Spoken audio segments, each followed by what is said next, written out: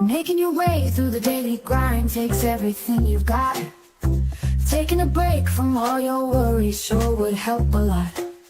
Wouldn't you like to tune away?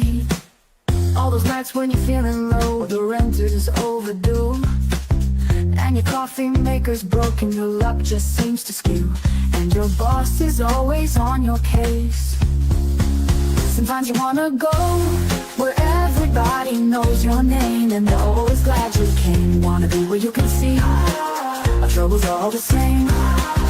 You wanna be where everybody knows your name. Roll out of bed and you feel the dread. The morning's looking bleak, and your internet is down again. You haven't slept all week, and your car just broke down on the way. Be glad there's a place online where you can feel at ease. In the barroom podcast friends, we share our thoughts and tease. Every story shared, every laugh so free. Sometimes you wanna go where everybody knows your name, and they're always glad you came. Wanna be where you can see our troubles are all the same. You wanna be where everybody knows your name. So here's to the moments we all hold dear. In this barroom of the airways with friends so near. Every story shared, every heartfelt cheer. It's more than just a podcast, it's where we steer.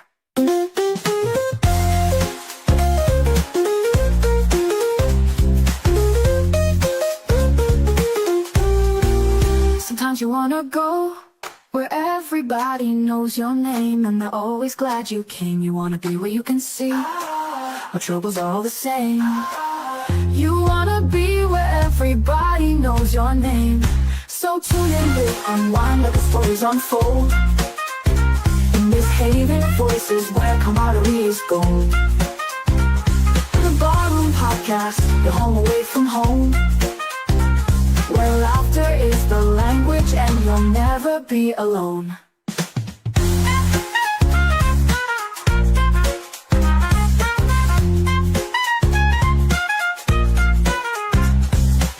Where everybody knows your name, and they're always glad you came. Where everybody knows your name, and they're always glad you came. Where everybody knows your name, and they're always glad you came. Where everybody knows your name, and they're always glad you came.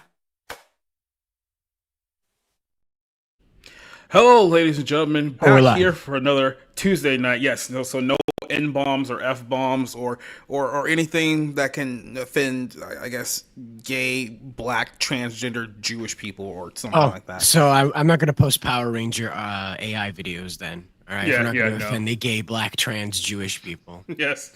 Welcome, everyone. It's episode 167, and I'm joined with the scourges of the internet here tonight. Let's introduce our first good buddy, Rob Motto. How's it going tonight, Rob? Good. I'm just, fucking with my camera settings. It's fine. So, yeah. Hi, everybody. I'm probably going to be... Yeah, I'll just say it. I'm probably going to disagree with most of the people about the movie review tonight, so that's going to be fun. But I'm happy to be here, and yeah, that's about it.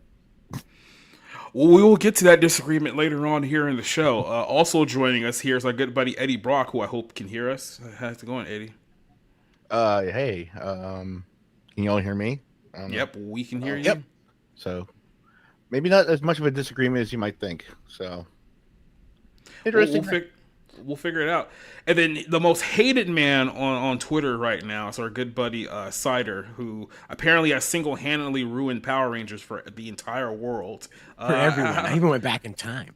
How does it feel to crush the dreams of so many people in just a short amount of time? I literally just posted a 1-minute video, and I have holocausted the Power Ranger population of the world. That's what I've done. It's Jacob. It is up to 240,000 people have seen that post, and the majority of them have called for my death. There is a fatwa being issued from Iran right now for my death after posting that video. Good old-fashioned jihad. Well, you know what they say: one battle after another. You know how like they say your DoorDash is on the way? I'm just waiting for like the Fatwa Dash. Your your headhunters are on the way. It's the Lebanese guys from Back to the Future. Yeah, exactly. Right? Just some dudes with a VW Libyans! bus are gonna show up and shoot up my house. Go!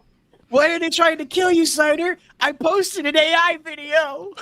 Who knows the times we're in now? So some purple-haired trans woman is gonna like jump out of the bushes, run up to your house, trip and fall, and blow themselves up before they get to you. I mean,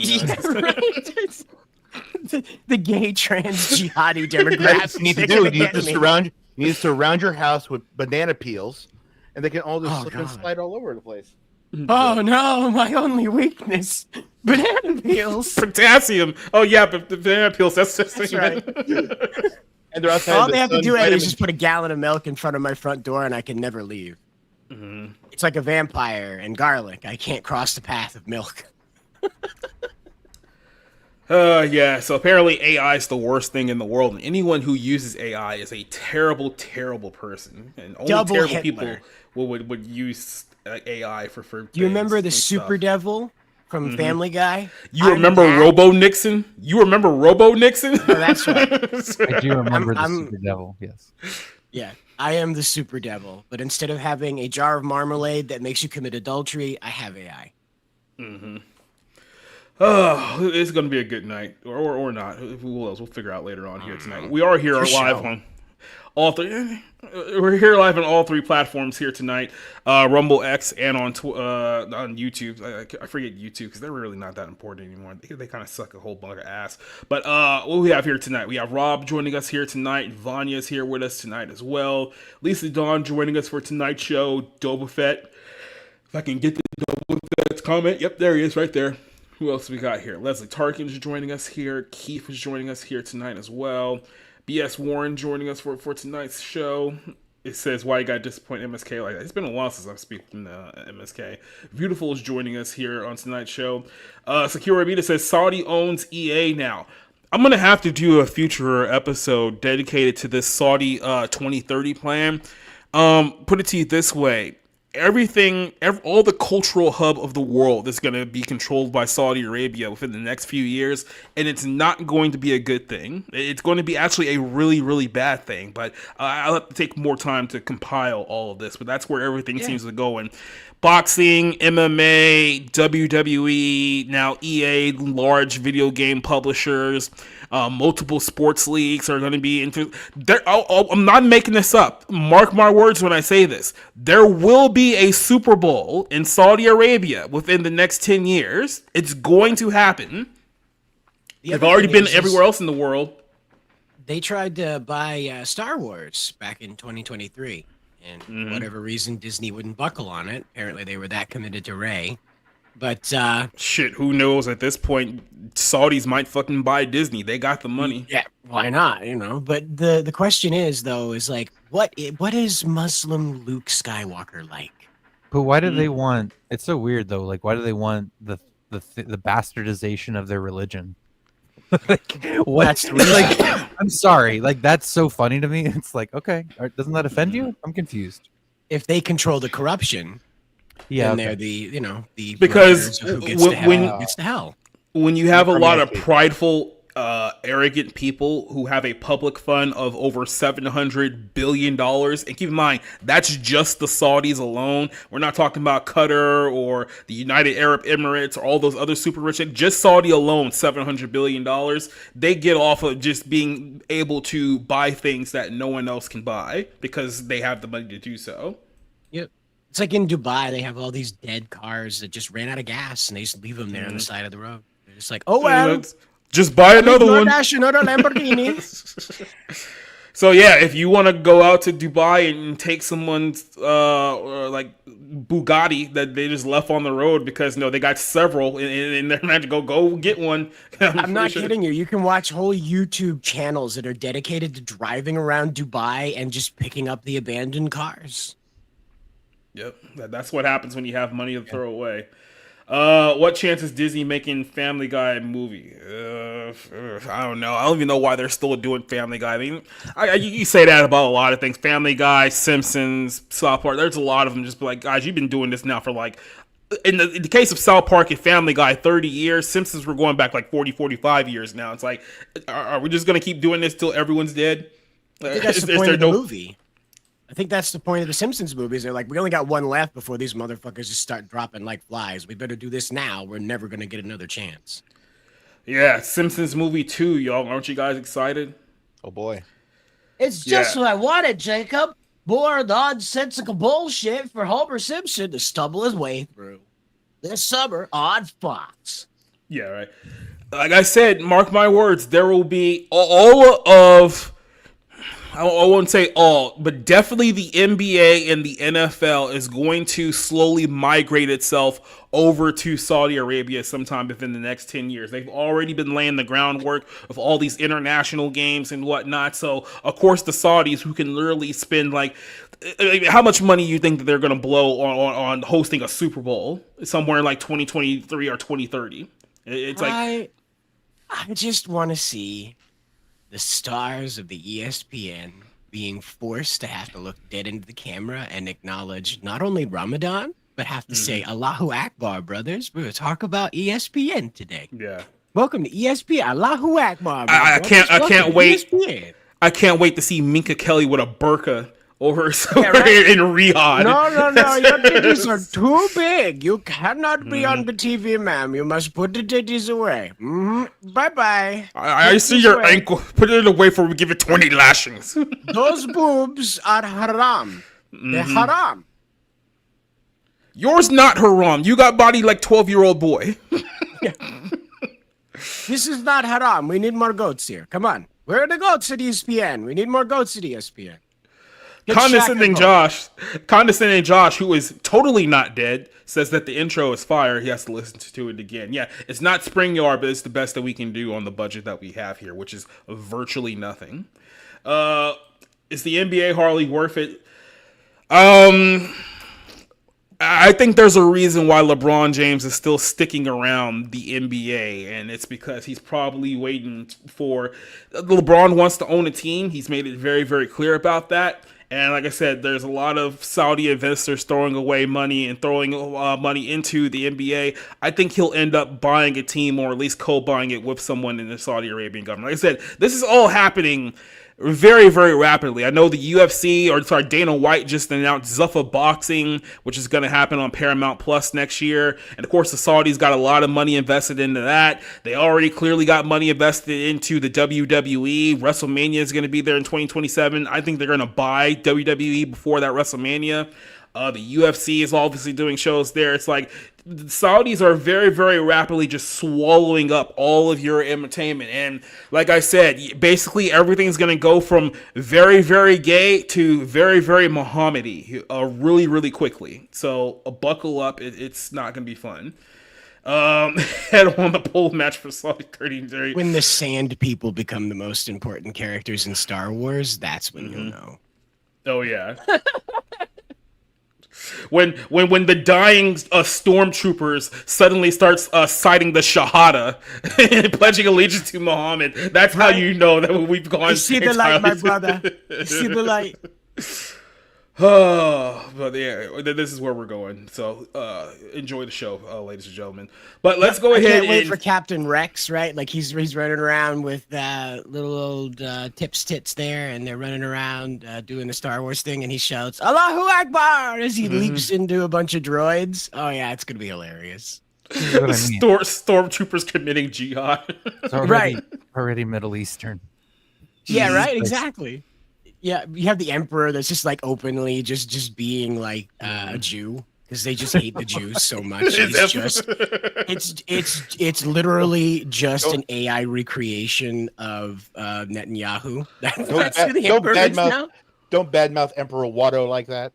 Yeah, I cannot wait for the Sith to do the terrorist turkey gobble. Yeah, right. It's gonna be...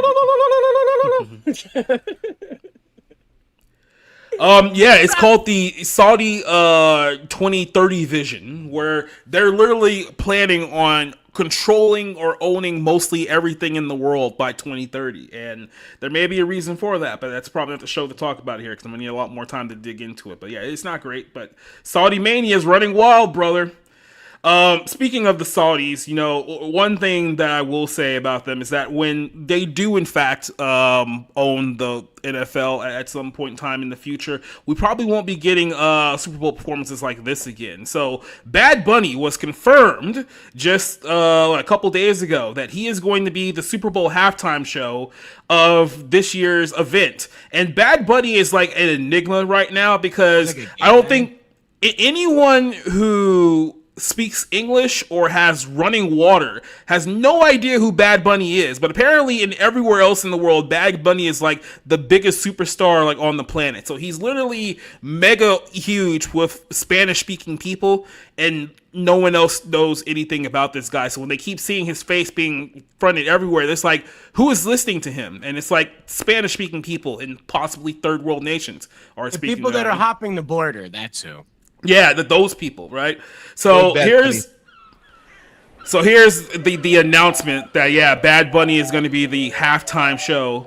He was selected by Jay-Z, who has been selecting the artist for the halftime show since 2020. So, that's why it all sucks. Okay.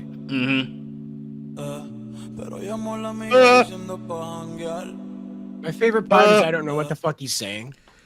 Well, that's the beauty of it. He's going to be performing in front of 140 million people here in the United States in just a few months. None of his songs are in English at all. So everyone's going to be sitting here like, what the fuck is he saying? Huh? What's going on here? So, yeah, I'm not racist, but I don't speak this moon speak that he's on about. So literally the Super Bowl halftime show this year is going to come with a SAP button. So that's going to be great for everyone out there. But for those who don't know who Bad Bunny is, I didn't know who he was either. I've only heard his name due to his connections in pro wrestling over the last few years. But apparently he's a Latin megastar from Puerto Rico. Like I said, all of his shows... Oh, that little island, that little island that they try so hard to pretend like, oh, we're just a state, we're a territory. He's a state. It's like, no, you're not. Stop trying to pretend like you're Kentucky or Montana. You're a territory. We're barely associated with you. So please stop. But no, he's from Puerto Rico. All of his fans are mostly Hispanic people from that region and whatnot. And he's been involved in pro wrestling a little bit over the last couple of years. Had a couple of matches, one at WrestleMania, one in Puerto Rico not too long ago. But again, outside of that, all of his songs are in Spanish. So if you don't speak Spanish, you're probably not listening to him anyway. And then some of the other things that I've seen of him, some of his music videos, some of his performances at award shows, lets everyone know that if he isn't outright gay, he at least is gay for pay, which I don't know if that's better or worse, but he somewhere floats in the middle there. But he's the guy who's going to be performing at the Super Bowl halftime show this year. Now, it's very, very hilarious because this is the same guy who just 3 weeks ago, by the way, made an announcement that he's doing a tour in Latin America for his next event and whatnot, but he will not be performing here in the United States of America. He's not going to be doing that here. And give me 1 second here because I don't know why StreamYard's crapping out on me there. There we go. But yeah, he's doing this event here for tour, but he's not performing anywhere in the U.S. And he said the reason why he was not going to perform in the United States of America is because he's afraid of ICE. He says that there are many reasons why I didn't show up in the U.S. None of them were out of hate. I performed there many times. All of the shows were successful, all of them magnificent, connecting with Latinos who have been living in the United States. But there's been this issue, and it's fucking ICE who could be outside my concert, and there's something that we are talking about and concerned about. So he's afraid that the people going to Bad Bunny concerts might be getting pulled up by ICE at one of his shows. So he said that he wasn't going to essentially perform here in the United States of America until the ICE situation is dealt with. Well, apparently that changed when the NFL offered him millions of dollars to do the Super Bowl halftime show. So now he's going to be performing next year's Super Bowl, which is in Northern California, Santa Clara. So not San Francisco. I think it's like 45 minutes away from San Francisco. Yeah. But yeah, he's going to be in Santa Clara when that happens here. If we're being honest with ourselves, we probably haven't had a good halftime show since Prince. and that was almost 20 years ago now, or it feels like we're coming up on 20 years ago. So it's hard to be emotionally invested into the halftime show of the Super Bowl at this point because none of them have really been any good. Has anyone been excited for Katy Perry or Lady Gaga or whatever washed up? I think a couple of years ago we had like Eminem at 50 years old, like kneeling for Colin Kaepernick. So it's like it's been a clown show for a while. But the question here is like, okay, what's the message being sent here with this year's show? And there seems to be two avenues they can go with this. The most obvious one, which I think is the one that they're going to go with, is that given the location, given the artist, given his persona, they're most likely going to be doing an anti-ICE performance or some way, shape, or form anti-ICE sentiment with the Super Bowl halftime show, with a protest against Trump, a celebration of quote-unquote immigrants, because that's what they like to do. But then Jason Whitlock had kind of a meltdown earlier today because he saw it from a different perspective of, well, he's also LGBTQ as well, or like I said, at the very worst, if he's not gay, he's certainly gay for pay. And this is what he said about the potential of Bad Bunny performing at this year's Super Bowl show. So we'll play a little bit of this. And so Bad Bunny, Puerto Rican rapper, not one song does he sing in English. Not one. So we're about to have a halftime show where the most of the audience will have no idea what's going on. But I guarantee you, Bad Bunny's going to put on a drag show at halftime. Because that's how he got here. By redefining masculinity. By dressing up in women's clothing. By pretending, well, I'm not gay, I'm sexually fluid. I might get into men later in life. But I'm sure going, what is that a picture of? That's not Bad Bunny. Anyway, I'm sure going, that was Bad Bunny with the breast out. Yeah. The National Football League is going to put on a halftime drag show. Like I said, I don't know what music video that was from, but there's many photos on the internet of Bad Bunny dressed like a woman in drag. So you make of that what you will. And this is who the Jay-Z in the NFL was like, yeah, he's the right choice. Now, again, I think they went with him for the anti-ICE angle, but this is also an angle to people probably should be thinking about here too.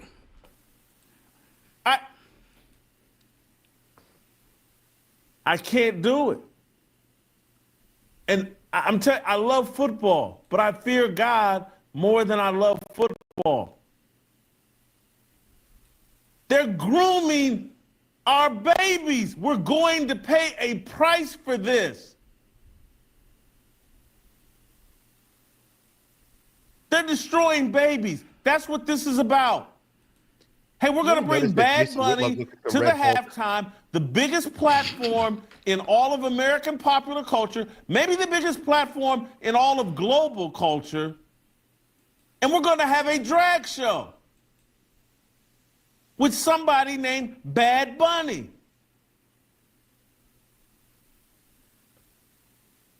Someone's got to be fired. This cannot be tolerated. We can't just look the other way. We can't just, well, it's the NFL, and I love to gamble. And oh, I like Patrick Mahomes. What else am I going to do on a Sunday? At some point, and this is why this is, my sports been such a big part of my life. But they're putting me in an impossible position. There's no way I can support this Super Bowl. I can't do it. This is kind of the double-edged sword here, and I'll let Rob start this conversation off here in a second, because we literally just started off talking about how Saudi's basically going to own and control the entire world here for the next 5 years.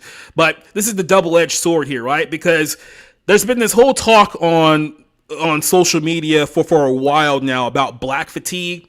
I think we've experienced gay fatigue far longer than we've experienced black fatigue at this point, especially over the course of the last couple of years. But here's a double-edged sword. When the Saudis finally do own this whole shindig, the gay stuff is going to stop. And on that level, everyone's going to be like, yeah, great, this is amazing. No more trans and gay crap. And it's like, okay, that's great. At the same time, what comes next is also far worse just to get to that point. So it's like, yeah, there won't be as much outright homosexuality once the Saudis own everything. But then again, at the same time, Antichrist, there's a lot of Antichrist undertones in there too. So it's not like it's going to get better. It's only going to get probably far worse. That's a rabbit hole we'll get to. I don't think the gay thing's going to go away. I don't think so at all. If the Saudis do, it absolutely will. The Saudis, like I said, the Islam is not going to put up with that. They didn't do anything like that to PGA. PGA is not like anti-LGBT or anything like that. No. They have was it LIV? They're talking about the golf, right? Yeah, Live Golf. Yeah, Live Golf is theirs. Yeah, they bought the Rose something or other. They bought the big one, and they didn't de-gay it. They didn't say no more LGBT stuff. See, this is the thing: is that the Muslim men are allowed to watch teenage boys dance naked for them. They're allowed to. They're I don't know what they call them. They're something boys. Obviously. Yeah, that's been going around for a while. Yep. Yeah. And so the gay's not going to go anywhere because the gay is the way to cheat God in their mind because you what's a man? We were never told that that's evil. We were told that defiling a woman and being tempted by a woman was wrong. So as long as you're not engaging with a man, it's not a problem. A boy, gotcha. He's not a man yet. Take that, God. And that's how they get around it. Wow, that's a hell of a loophole. I kind of think this is an interesting conversation because, and of course, I have to bring this back to movies. But one of my favorite movies, I mean, that's weirdly weird to say, but this is a movie called Syriana, and it's got like Matt Damon and George Clooney, and it came out in 2005, and whatever. Like you may have seen it, you may not have seen it, but there's this amazing scene where basically it kind of lays out kind of the opposite of what you're saying. And obviously this came out 20 years ago, so obviously it could be wrong. And the information it was based on could be wrong. But a lot of the Saudi princes, the royalty, waste their fucking money. They're not smart about it. Oh, no. They're like fucking American playboys with how they spend their money. And it's going to be gone. Like lottery winners. And so maybe people in the government, maybe there's select individuals that you're talking about here, but there's a lot of these people that don't know how to manage money. They're not smart about it at all. And so I don't know. Maybe on the global scene, it's different, but so just real quick, and I'll let you finish. Yeah. Like it's interesting you make that point because they basically spend their money like lottery owners spend their money. Like when they get a lot of money, like so Saudi was, I think, Dubai. It was Dubai. Dubai spent like $30 billion on essentially a plan to create a new sector of like their city, which is supposed to be like the world's biggest mall, the world's biggest racetrack, the world's biggest this, the world's biggest that, and they abandoned like half of those projects and never recovered that money. But the problem is, when you look at the UAE I think even has more money than the Saudi Arabian government does. So they have the mentality of like a lottery owner or a lottery winner where they just blow all their money. The problem is they have so much money, they don't ever feel the effects of them losing all their money. Like losing 30 billion and throwing 30 billion away means absolutely nothing to them. When you have public funds of like 800 billion, they're not going to feel 30 billion. At the Cider's point, like you just small. To Cider's point, all NFL or the WWE or all they have to do is just pay the jizya, and they can do whatever they want because you paid your tax, you paid your get, and you could say as gay as you want. They don't give a shit. You could do as much drugs as you want and everything else. Yeah, exactly. That was how the Muslim. God, I forgot the name of the tax. It's a special religious tax. It's the jizya tax. The jizya, yeah. Funny. I only know what that's called because in Muslim eschatology, when the Mahdi shows up, one of the things he's supposed to do is to get rid of that tax, meaning that if you're not Muslim and you live in a Muslim-run country, you have to either convert or die. Like that's literally what it means. Yep. Bachabazi is what that abuse of the boys is, and it is a historical and persistent practice in Afghanistan and beyond in other Muslim nations. Bachabazi involves the sexual exploitation of prepubescent and adolescent boys. Yeah. I mean, if you look at the entire religion of Islam, a lot of it is extremely sexually perverted, like in its entirety. So it's like that happens. Muhammad was an incel. You ever want to know what an incel is? Read the first part of the Quran. Well, Muhammad even worse, was an incel. Even worse, he was a pedophile who married a 6-year-old. Can you imagine being a pedophile and an incel and living in the desert with sand everywhere? Ugh. Yeah, right. Anakin Yeah, Skywalker break his heart out. Yeah. Yeah, that's the thing is that like you read the second half of the Quran when he's in Medina, and my God, it reads like a Reddit post. He talks like a Reddit moderator. That's literally why pedophilia is essentially okayed in Muslim countries, because it's like, well, Muhammad consummated a marriage with a 9-year-old, so who are we to say that pedophilia is bad? That's literally their argument. The Sunni and the Shia have been killing each other for almost 2,000 years now over whether or not Muhammad knocked up Aisha or not. Yep. So they both confirmed that they had a child bride. They just can't decide if he knocked her up or not. By the way, these are the people who are buying all your sports and entertainment, folks. So if you don't like these conversations, get ready, because you're going to start having them here in the next few years. Shaq's going to have to start reciting passages of the Quran in order to keep his job.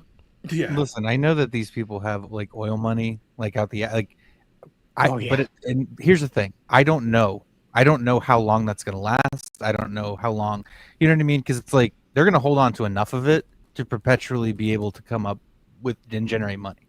But it's just like, okay, I'm just curious how long that can last. You know, now maybe it's going to last for whatever. Because I mean, the whole like oil shortage thing doesn't necessarily, that fear doesn't really exist anymore. Remember how like we were all like really like oil crazy in the mid 2000s, and now it's like we don't fucking talk about that shit anymore, like at all. Anyway, so you know, I don't know how realistic that the Abu Dhabi. Keep in mind, I want you guys to understand this. Abu Dhabi is only a small part of the UAE, the United Arab Emirates. The Abu Dhabi oil reserves is worth $1.1 trillion. Just Abu Dhabi alone. That's what we're dealing with here. And we can't have healthcare for free. We can't have. What are we doing with our money? Mm-hmm. Hey, people have been saying the last 25 years we've just been at war to get oil. Apparently, we hadn't gotten enough. Apparently, we did not get nearly enough from the last 25 years because we're way behind. Yeah, we really fucked that one up. Yeah, the Dallas Cowboy cheerleader. I don't know. Maybe they'll keep them in Dallas because, you know, they don't want to get rid of the naked ladies entirely because, you know. So my question is that when we switch over to robot cheerleaders, are the Dallas Cowboy cheerleaders still going to be old? I don't know. Maybe we'll keep doing. Maybe we'll switch over to AI cheerleaders. It'll still be outdated, right? Yeah, right. Like the Windows Explorer of AI cheerleaders. You don't have to pay them. They don't have to like work to stay skinny or anything like that. Yeah, just press the button. Instant cheerleaders. Okay, add electricity. We talked about the big picture here, but Rob, let me go back to you here. What is just your thoughts generally on Bad Bunny as a performer and his choice for Super Bowl halftime? Yeah, right. He's gay.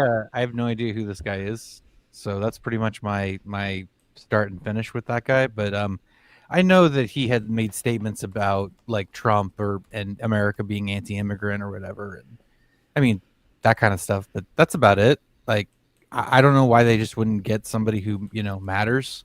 Here's the thing: the Super Bowl halftime show has been like I haven't watched it in 2 decades.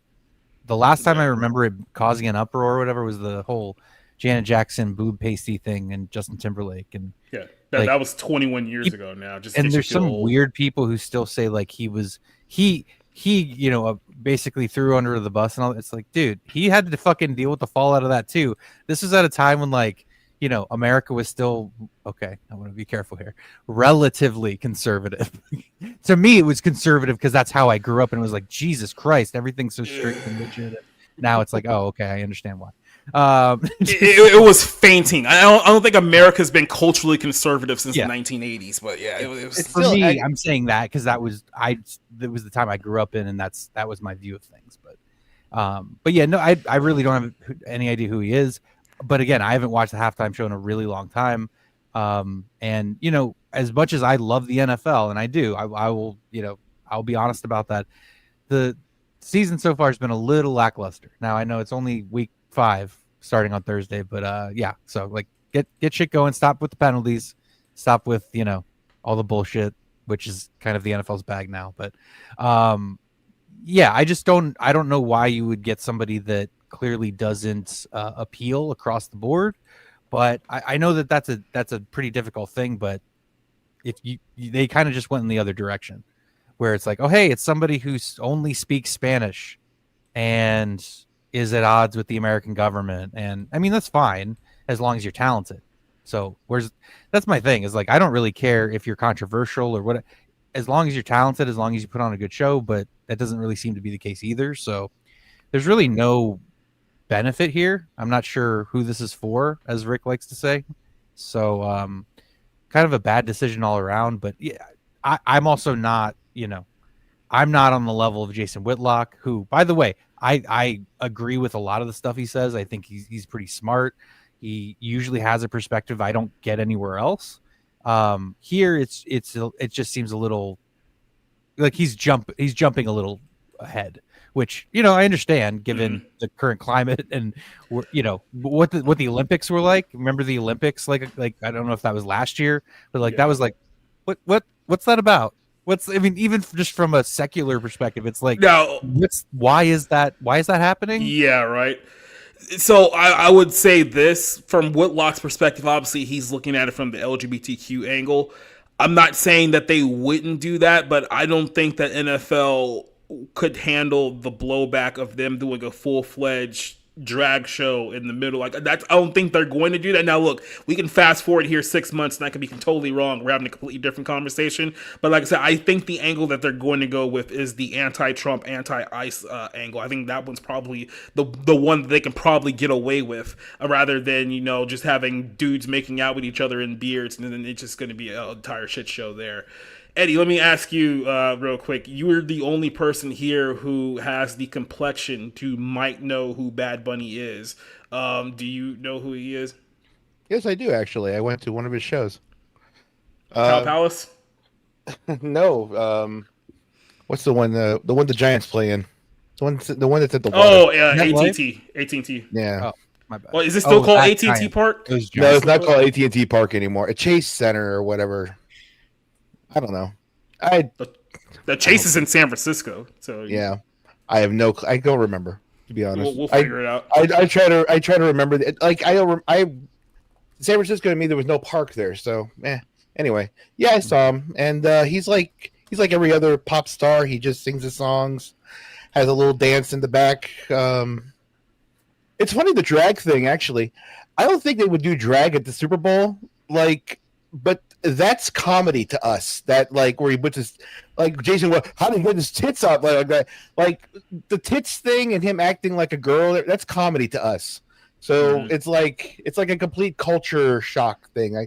If that's what the Super Bowl is going to be, it's going to be a complete culture shock. I don't think he's going to go all drag and everything. But I don't know, if I was going to pick a Latino guy, I wouldn't have picked him. I would have went with Pitbull. Yeah, or Oracle Park is the one in San Francisco. Oracle Park, that's it. Yeah. Oracle Park. It's changed. I like AT&T much better. Yeah, it's had like 5 names in the last 20 years. Because I remember at one point it was like Bell Park or something like that. When Bell was still a thing. Pac Bell. Yeah, Pac Bell, and then AT&T. Then there was like another one in between there too.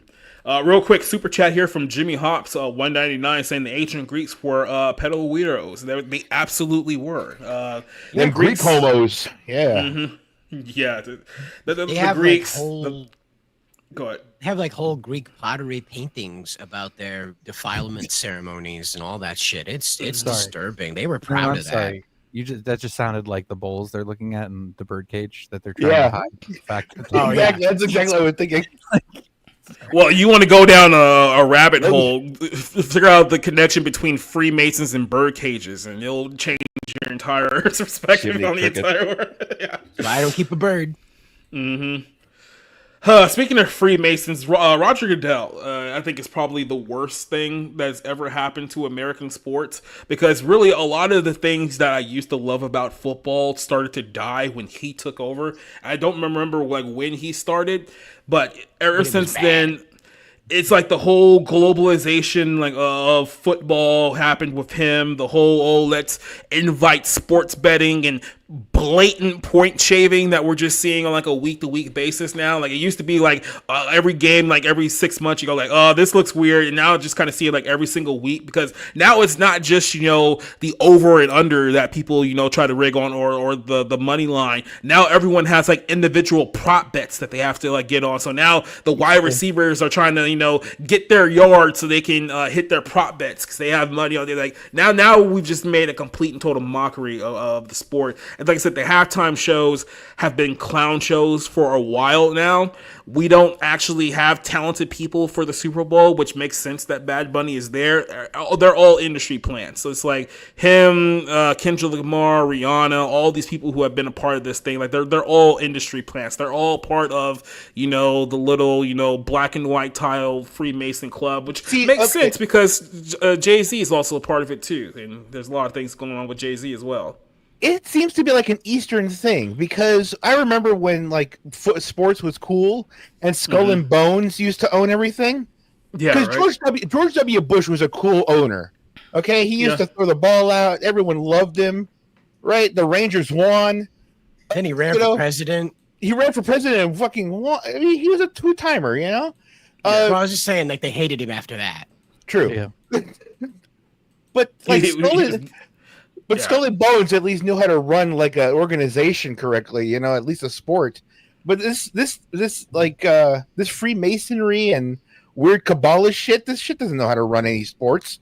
Let's go back to the 70s when the Bohemian Grove was running everything, and we get fucking Deacon Jones out there taking heads off. That's what I want. Oh. Mm-hmm. Well, was it Nixon who made that quote about the Bohemian Grove? The Bohemian Grove. Look out for the Bohemians. Mm-hmm.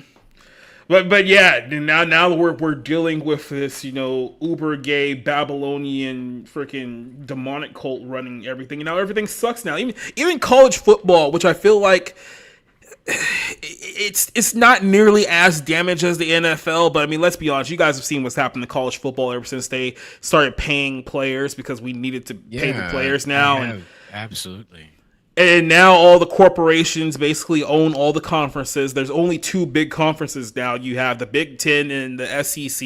The Pac-12 is dead. The Big East is dead. The ACC is on life support. No one gives a shit about the Big 12 anymore. And it's just ruined a lot of it. And the sanctity of sports has essentially been thrown away, because everything is now run through the washing machine of corporate money now. It's what you're watching, whether it doesn't matter what it is, baseball, basketball, football, you're not watching the sport in its pure form anymore. That the sport hasn't been played like this in 3 or 4 decades now. Everything's corporatized, everything is run down, everything is watered down. You're watching a bastardization of what sports used to be. And me and Rob talked about this many times before. We're both huge sports fans. I used to watch ESPN for 24 hours a day because that's how much I love sports. But everything has just gone completely down the toilet at this point, because everyone's gotten their fingers in on everything, and it just made it significantly worse. And like I said, I don't know.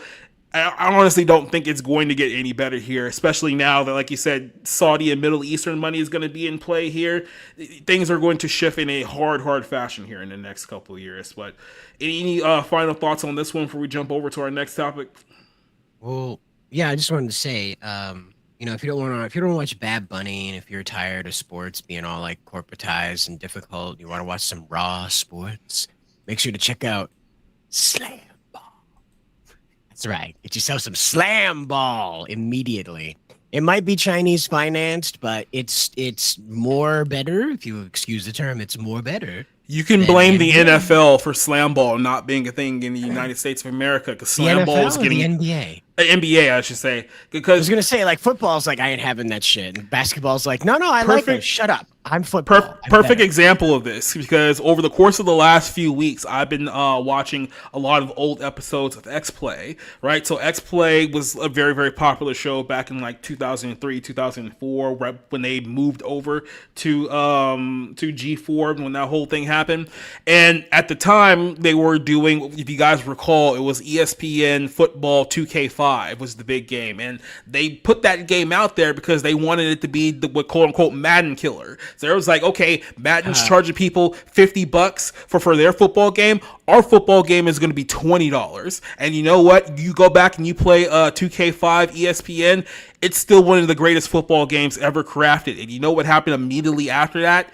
EA signed this exclusive deal for the NFL, meaning that they were the only ones with the rights to make NFL games. When that happened, ESPN couldn't make NFL games anymore. Midway couldn't make NFL games anymore. All the competition that came with football games dried up, and it's like, no, Madden is your only option because we're the only ones who's licensed to do this deal now. And now we just get the same game they've been feeding us for 15 years with a roster update every single year, a roster update in a new jersey, and then that's it.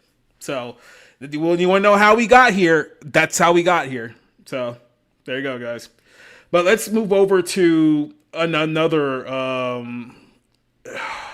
Let's talk about James Gunn here for a second, because I've been alluding to this now here for a couple of weeks, and I think they pretty much confirmed exactly what I thought. Now, if you recall, we were talking about this a few weeks ago with the Charlie Kirk shooting. There was a preview for an episode, same week that Charlie got killed, by the way, where there was some sniper on the roof hunting John Cena's character, and it was very much alluded to literally what happened with Charlie Kirk. Now, you can sit here and make arguments about conspiracy theories or predictive programming. I knew that there was something off here with the whole was it Peacemaker show.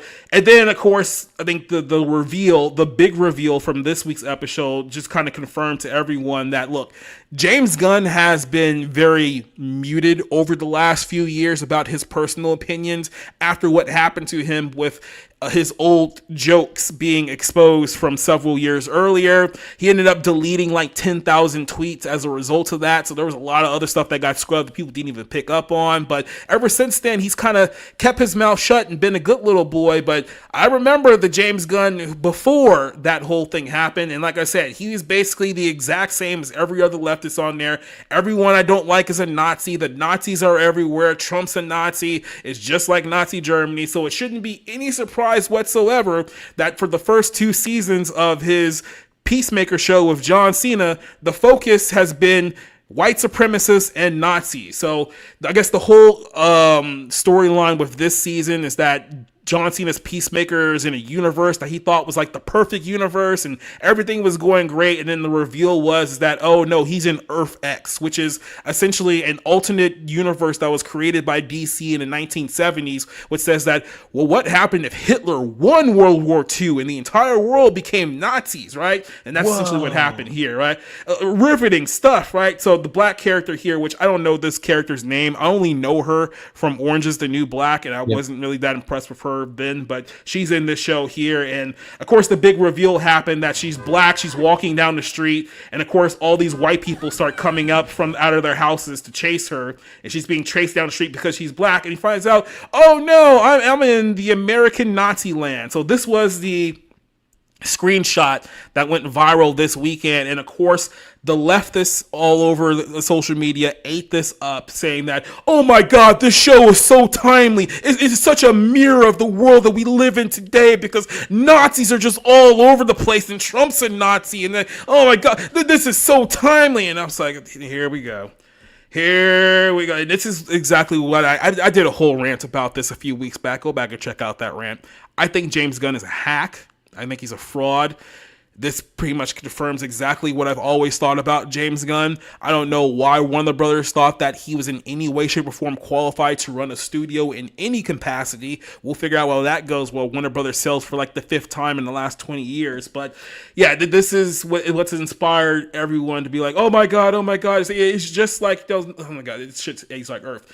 There was an article that came out not too long ago that was basically like, James Gunn confirmed that, oh, well, the comic books wasn't my inspiration for, this, the Earth X reveal. It's like, yeah, no, we know what your inspiration was for Earth X and creating a world controlled by Nazis. It's your own personal warped worldview. This childless 60-year-old borderline pedophile dude over here, James Gunn, this is several years ago, so keep in mind there was a lot of stuff that was scrubbed from James Gunn's social media accounts after he got himself in trouble almost a decade ago. But this is him 10 years ago saying that he doesn't care if bashing Donald Trump loses him fans. Compares the president to Hitler and Putin, right? So this is when he was promoting Guardians of the Galaxy 2 at the time, and James Gunn apparently did a joke responding to some person. Like I said, the thing's been deleted, so you don't really get the full context of what was being said there because a lot of his tweets got deleted. But he basically says that no, in my years of social networking, I've never spoken that politically, which is an absolute lie. But we're in a national crisis with an incompetent president forging a full-blown attack on facts and journalism in the style of Hitler and Putin. Now, again, he had far more anti-Trump rhetoric on his social media beforehand, a lot more blaming everything on white supremacists and Nazis and blah, blah, blah. And then, like I said, this guy hasn't changed at all. Trump's president again, so I don't think it's any surprise or any coincidence whatsoever that this was the focus again, because the same thoughts that all the leftists had back in 2016, they're just recycling them here again in 2025, is the exact same thing with James Gunn. And now when you have a show like this, which basically just... we'll get into this even more when we talk about our movie here, but it's just more propaganda nip for leftists. It's just more propaganda for them to look like, oh my God, this television show is exposing the things that are happening right now, because in their mind, everyone who is on basically the right of them is a Nazi. And this is what leads to assassinations. This is what leads to ICE facilities getting shot up in Dallas. This is what leads to literally a large portion of the left celebrating the death of people who they don't like, because in their mind, they're all Nazis. They're all the bad guys. And then this is how we get here. Rick, you've been silent for a while. You still there? Is he hearing any of this that I'm saying right now? Oh, I've been hearing this since you guys started. Oh, okay. Then, well, I'll start with you then. What is your take on Peacemaker's Nazi reveal? Because, like I said, the whole first season was about, white supremacists, and this show is about Nazis. This has been the big problem here. When you blur the lines between good and evil, because everything they stand for is actually evil, but they call it good, their only way of creating content or creating entertainment is that, well, then who's the enemy that we can all agree are bad? Nazis! So that's why all of these shows always, the go-to is that Nazis. And when they mean Nazis, they mean essentially Republicans. That's essentially their mindset here. What is your thoughts on James Gunn and Peacemaker? Have you seen any of this show? No. I've not seen any. I've not seen any single episode. I've no interest in seeing this show. I barely had any interest in seeing any of the DC movies. I've never been invested in this. What do I think? I think it's stunning and brave. I think it speaks to our generation or your generation. Somebody's generation. Yes, it speaks to someone's generation. I think this, and I know we'll talk about Savant later on if there's time, but it all goes to this idea that they think that they need to use their platform. That's the term that they like to use. They need to use their platform to address issues. Here's what they don't understand. Allegory doesn't work if it's obvious. And they think that they're doing some sort of allegory with Peacemaker and some people with One Battle After Another and the Savant, but they're not doing allegory. They're doing straight up, like, yes, these people are dangerous and we're the good guys. That's what they want. There's no subtlety. So this revelation that he's in Nazi land, I was like, didn't they do this in The Man in the High Castle? Haven't we already covered this before? This isn't. Yes.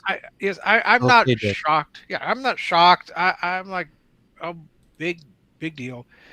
If this is what they want, but Rick, don't you know how crazy and relevant this is? That the United States flag has a Nazi swastika on there. Whoa, that could happen any day. No, that's the world we're living in right now, because Nazis are literally everywhere now, guys. It's just like the Twilight Zone. I sometimes wonder if the creative forces behind these programs, Savant, Peacemaker, all these other things, what kind of alternate universe do they actually live in? Well, I don't really know any person who has these crazed ideas. even the most hardcore MAGA people, I've never known them. And again, it's always fascinating to me that with the exception of Cider, every person What? who supports Trump has been black, Hispanic, or gay, or a combination Oh, thereof. okay. I thought you were going to call him a Nazi. I was like, oh, No, that no, was no, a no, plot no, no, twist. no, no, no, no. Hat on. Good where it's going. No. But it just seems fascinating that almost all the Trump supporters are that I know personally and online are black, Hispanic, or gay, and Zyder's the only straight white man that I know who loves the Donald. I You don't can just leave it understand. there that you know I'm the only one at You are all. you are the only one. That's how I'm surprised that he got any electoral votes in Maine. I picture you're the Right. random Maine vote. The thing And- is that another Hispanic fellow that I used to stream with used to make like a joke out of how like I look like every white guy. As he would go around and just like he would just be going around the internet and he would find white guys that look like me. And so he had this library on his computer of screenshots of pictures of people that look like me. And every time we were streaming, he was like, "Hey, is this you?" And he would just show these pictures and it drove me nuts. It gave me this weird complex. You're like, why do I look like every other white guy? To be fair, though, you do all look like white every people other look white guy. alike. You know, Yeah. all white people look alike. Very odd. I never actually mentioned this, but it was a stream, could have been like 6 to 8 weeks ago, and I was watching like multiple things, and I swore I saw you, and I was like, what the fuck is going on? Like, he wasn't that famous. Like, he was good, but he was like a stage actor. Like, what is going on? Okay. Anyway. I am everywhere. It's like Negan. I am everywhere. So I just want to interject something here real quick, and we'll get into it obviously when we do the movie review. But The see, crisis here's the of thing. infinite ciders. I personally think like something like Peacemaker. Look, I haven't seen one episode of it, so I can't tell you if it's good or not. I'm sure it's a piece of shit. And we've seen so many heavy-handed, beat the audience over the head kind of material over the last decade. I actually think One Battle After Another isn't in that category. I think it kind of satirizes and skewers everybody that it's in that movie and story. Again, we'll get to that. So I think that like that's what good satire does, is it absolutely says, how fucking ridiculous is this? Look at what we put up with. Look at what we deal with. Look at what we haven't been able to move past. We're still recycling the same stupid fucking ideas over and over and over again, and there's really no progress being made. Now, something like Peacemaker seems to be obsessed with the idea that, we should feel bad being Americans and that America is evil and perpetuates Nazism and white supremacy.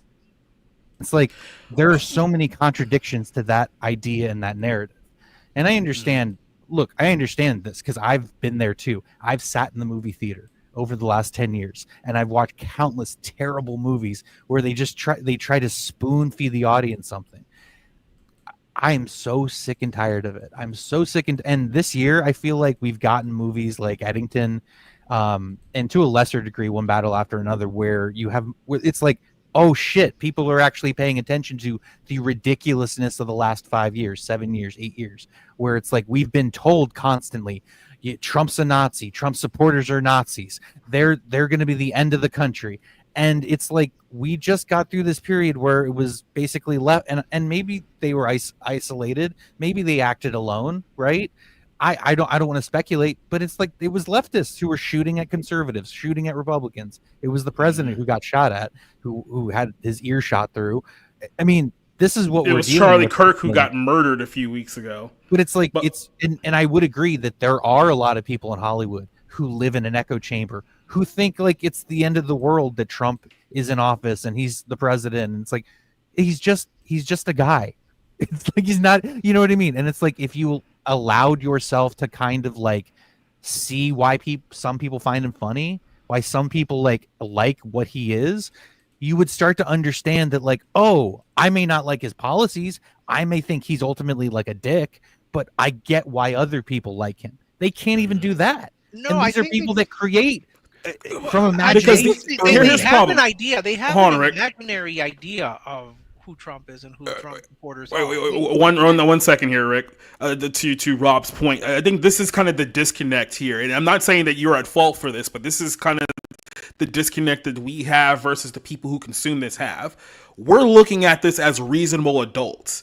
They're not. These are people, I'm not even joking anymore. Like, these are people who are in echo chambers on top of echo chambers where they're never challenged on their views at all. Like, I think you guys saw maybe last week, Seth Green went on Bill Maher's show, and Bill Maher kind of challenged him on a few left-wing views that he had, especially about the left and right, how they censor free speech and stuff like that. And then Seth Green was like, oh yeah, no, I never thought about it like that. Yeah, because you live in a town where is literally a bubble where no one ever challenges you on anything you guys think. If there's anyone in that town who remotely thinks differently of you, you chase them away, you banish them to the shadow realm so they're nowhere near you. So what you guys have been doing is that you guys have just been radicalizing yourselves for years and years and years, and this is where it's grown to now, right? So they don't look at it from the perspective of, I don't like Trump's policies. It's like all they think of, oh my God, he's putting children in cages. Oh my God, alligator Alcatraz. Oh my God, he's just pulling Mexicans out of movie theaters and arresting them. That's all they do. So they just hype themselves up in these echo chambers over and over again. So yeah, when they see stuff like this,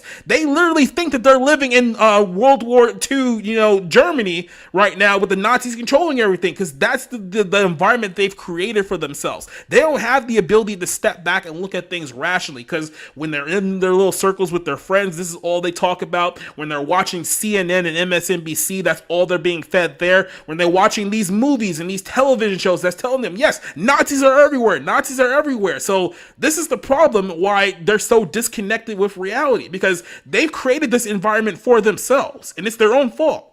I wish that ICE had grabbed me while I was watching him. They would have been doing me a favor. Yeah, but not Elvira though, right? That one. No, not Elvira. That's Criterion worthy right there. Well, one of these days, I'm gonna force you to watch the second movie to make it even Elvira's worse. Haunted Hills. I wanted to. Cider, did you talk about this? I don't know if I got into you or. Whoa! We're a little fast there. There's a second Elvira movie. Yeah, there was Elvira's two. Haunted Hills. The hills are one hit. The second one came out. I gotta go.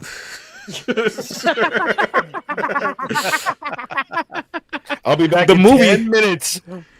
The movie is on Tubi. For those guys who don't know, Tubi is free. Woo-hoo! So Yeah, if you can get through the 18 ads for a 90-minute movie. you get what you pay for.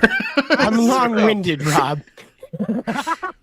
No, they have wish there so were many ads. fucking ads. It's like ad 1 of 6 every 15 minutes. I'm like, can you please stop? Well, actually, I know I it's wish free, there were but ads. Jesus. I wish there were ads interrupting with Love Megan, but we can't always get that. We need ads interrupting ads. That's what we need. Yes. In the I always middle of hate your Ford ad, you need a MySpace ad. That's I always hate when an ad interrupts my porn. But Oh. TMI What about when there. an ad is your porn? That's Think usually about what I'm that. about to finish. You know, that was the Cider, low your budget thoughts? solution. Your thoughts on the topic? Yeah, Cider. We think about James Gunn and Nazis. Well, here's the thing is that I think you might be missing the actual meta commentary that James Gunn is trying to make here. Is that this world is a manifestation of Peacemaker's truest, most inner desires. This isn't like Nazi? some. Well, he was raised by a white supremacist Nazi guy. That's his dad, the Terminator, but Nazi. And so, or extra Nazi, I guess. And so, the thing is that Peacemaker is unaware that he wants this. Okay, he's surprised that his perfect world is so warped against the people he loves and cares about. And so this is the meta commentary that James Gunn is trying to make: is that your beautiful, tall, muscular, blonde friend, be they male or female, secretly wants to put you in a cage because they don't like you because you're brown. And they don't know it, but they want that. But that's what they want, because that's how racism works. That's because racism isn't a conscious decision anymore. You're just racist because you're not brown. Then that's all it is. You secretly want to hate all races because you are not brown. And that's the meta commentary that's being made here, is that yes, the world is Nazis, because why not? They're all afraid of Nazis, even though Nazis haven't existed since for 80 years. They're more extinct than the goddamn dinosaurs. People are finding dinosaurs more often than they find fucking Nazis. Okay? Yeah. Real deal Nazis. And most of the Nazis that exist now are feds. So And old men. There were still a few running around Argentina and Brazil. So Yeah, right? Yeah. Special ones. Those were With the special. dinosaurs.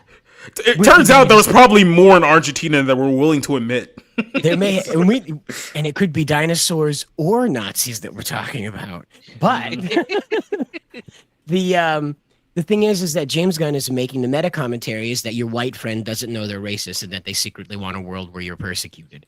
And that's the meta commentary here. Is it not? Yes, it's Nazis, world of Nazis, but your friend really wants that. They don't want to tell you that though. well, I mean, the joke's on them. I don't have any black friends, so there you go. Well, if that's the case, I mean, it's objectively true. I will be able to. If that's the case, that all white people are terrified of little old me, I guess I won't be able to hide out in those Maine woods when ice comes around. I was hoping to, stay up there in one of those trees near your home, Cider, for like a few years. The thing that shocked me until Pete Buttigieg becomes president.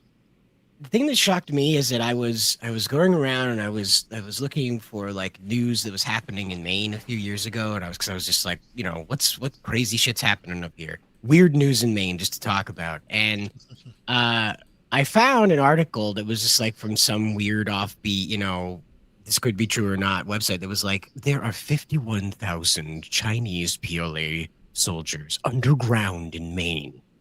From the Canadian border, they drilled a tunnel in and have created a massive underground base in the northernmost western corner of the state of Maine. And I was like, no, they haven't. Motherfucker, if more than 10 Asian people show up anywhere in this state, we're going to know it. We're 97% white here. Do you think 5 Asian people can get together without us noticing that shit? 51,000 motherfuckers are here. The Chinese food, underground. The Chinese food place is owned by the Chinese food place is owned by a guy named Earl, for God's sake. Well, that's the kicker that surprised me. This is the thing, okay? So as this whole ICE thing has been unfolding, we do have a fuck ton of mystery Asians here. Mm-hmm. Mystery Asians? Because, they're illegal aliens. Oh. So mystery Asians. That's weird game show lingo there for Asians. Well, it was like illegal aliens can mean anybody. You're thinking of Venezuelans and Mexicans. You're not thinking about Chang. And that's what I'm trying to impress about. So mystery Asians, and it sounds fun. It reminds me of that one skit where that guy was using the N-word for his call-in and we'll fight you phone number. Remember that? Yeah. So I will say this here too, and a few people pointed this out, but this is how poorly planned propaganda usually presents itself. The whole up to this point to reveal this universe that John Cena's character has been in has essentially been viewed as like this utopia. It's like everything's peaceful, everything's safe, there's no crime, everything's clean. It was like the happiest time on earth. And then he finds out, oh no, they're all Nazis. And it's like, so what are you trying to say about a world completely ruled by Nazis? Like, what are you trying to say? The comics didn't make this mistake. When they went to Earth X, which is where the Nazi superheroes are, the world is war-torn. There is constant rebellion. There is constant maximum punishment. It looks like apocalypse. The world has been destroyed by the conflict created by the Nazi superheroes. Okay? Yeah. Overman, if you will. And so this is the thing that had the problem with the Man in the High Tower. When you see the Man in the High Tower, it's a little hard. Like, until they get to the part where they start killing the kid that had the birth defect, like, it's a little hard to, like, have a problem with what happened in the Man in the White Castle. Oh, great. What do you mean?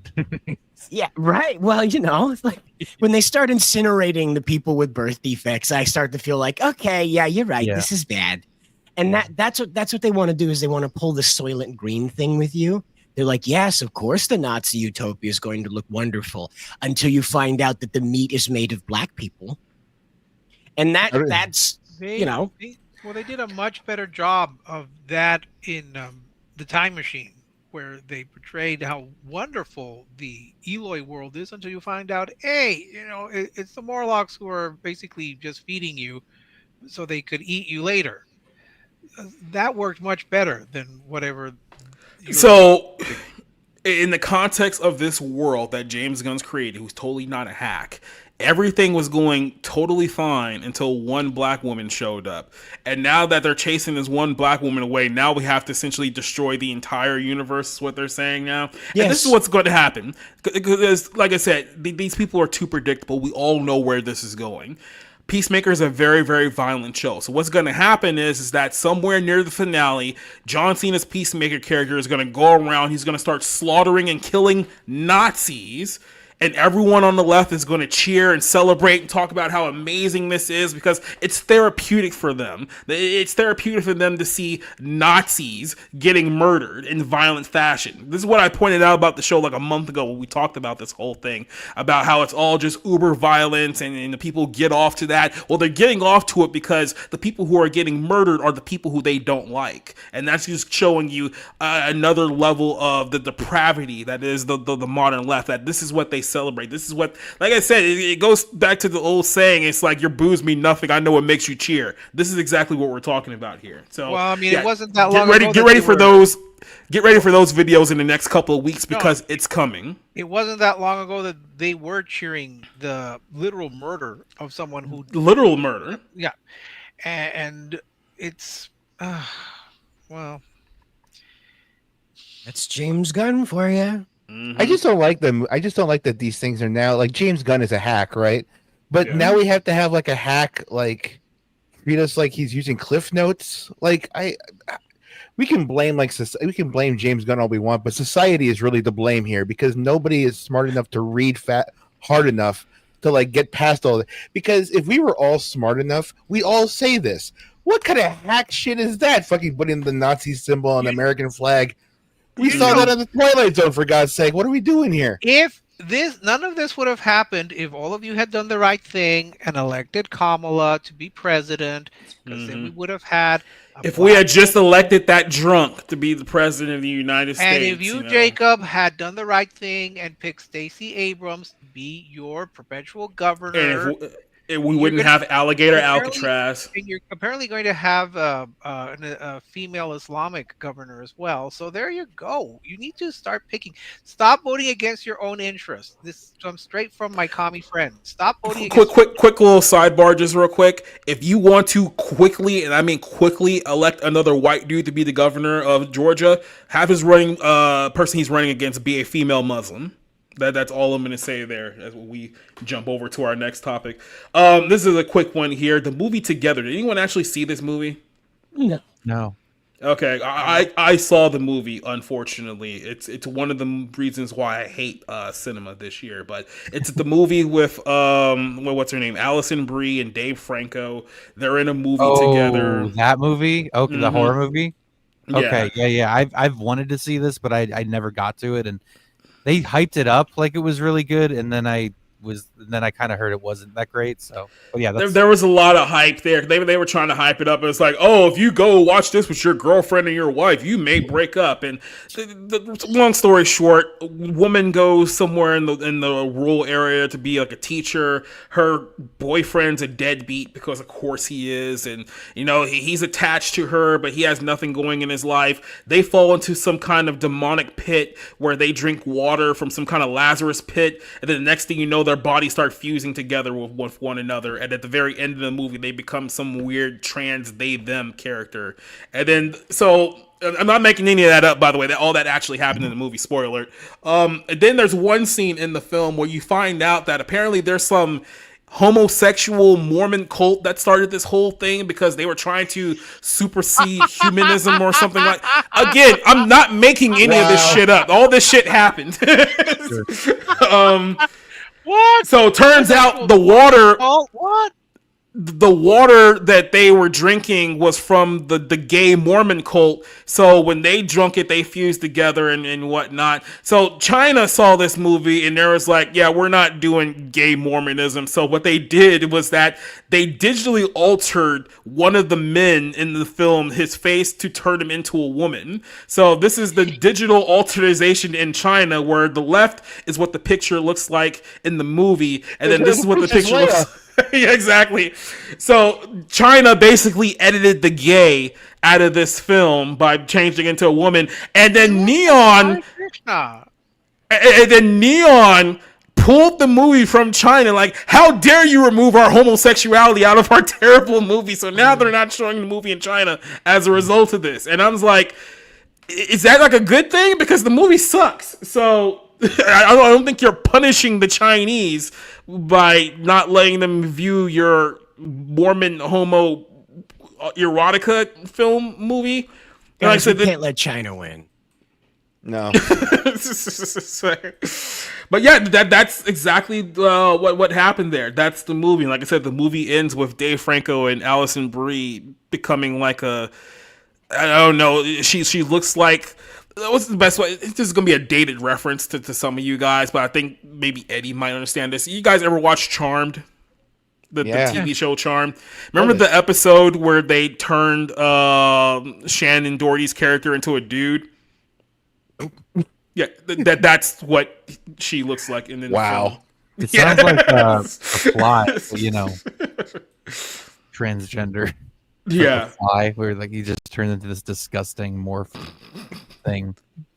Oh well. Yeah, the scientist went in. The male scientist went in, and a woman accidentally flew into the chamber with him. I keep picturing that monster at the end of The Substance, or like whatever that. Poor girl.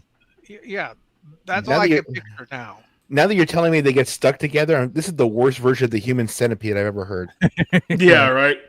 So, it's not even in like a sexual way. It's just weird. It's bad. And then Cider, I was going to go to you anyway because Terminator Joe says this sounds like Reddit fan fiction. It's like, yeah, and this is why everyone hates Cider for making AI stuff, because if AI takes over the industry, where you're going to get gay Mormon horror movies from? You're not going to make those anymore under AI. Gay Mormons. All right, gay AI with Mormons.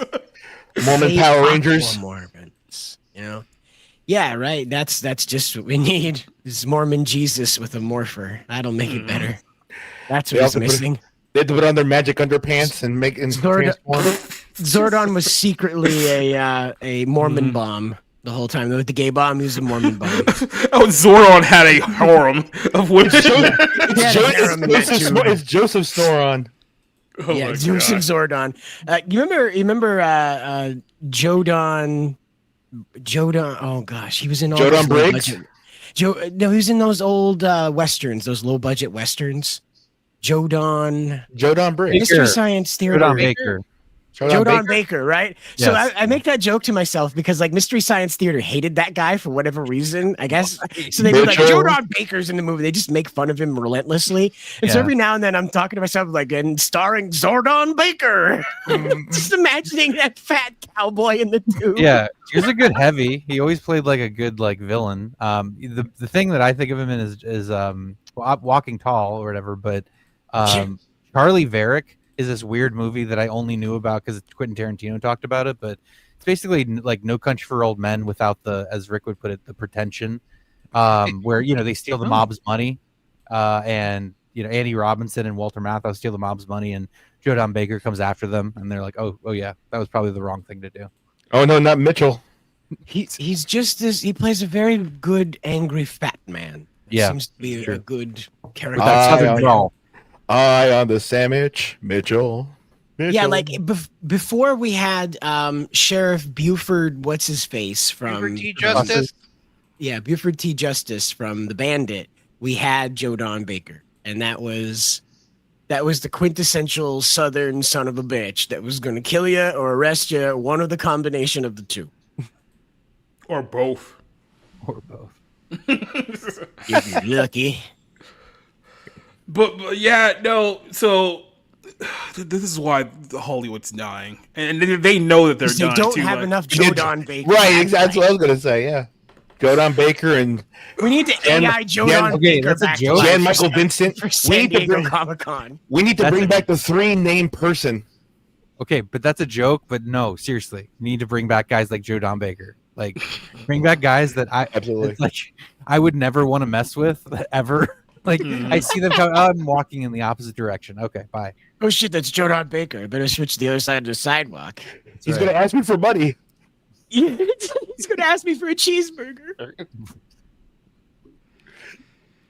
Yeah, these are the movies that come out there. And then, by the way, I guess a quick little sidebar here before we hop over, because like I said, that's really the story here is that, you know, Neon's butthurt because China erased the gay out of their movie. That's the whole thing.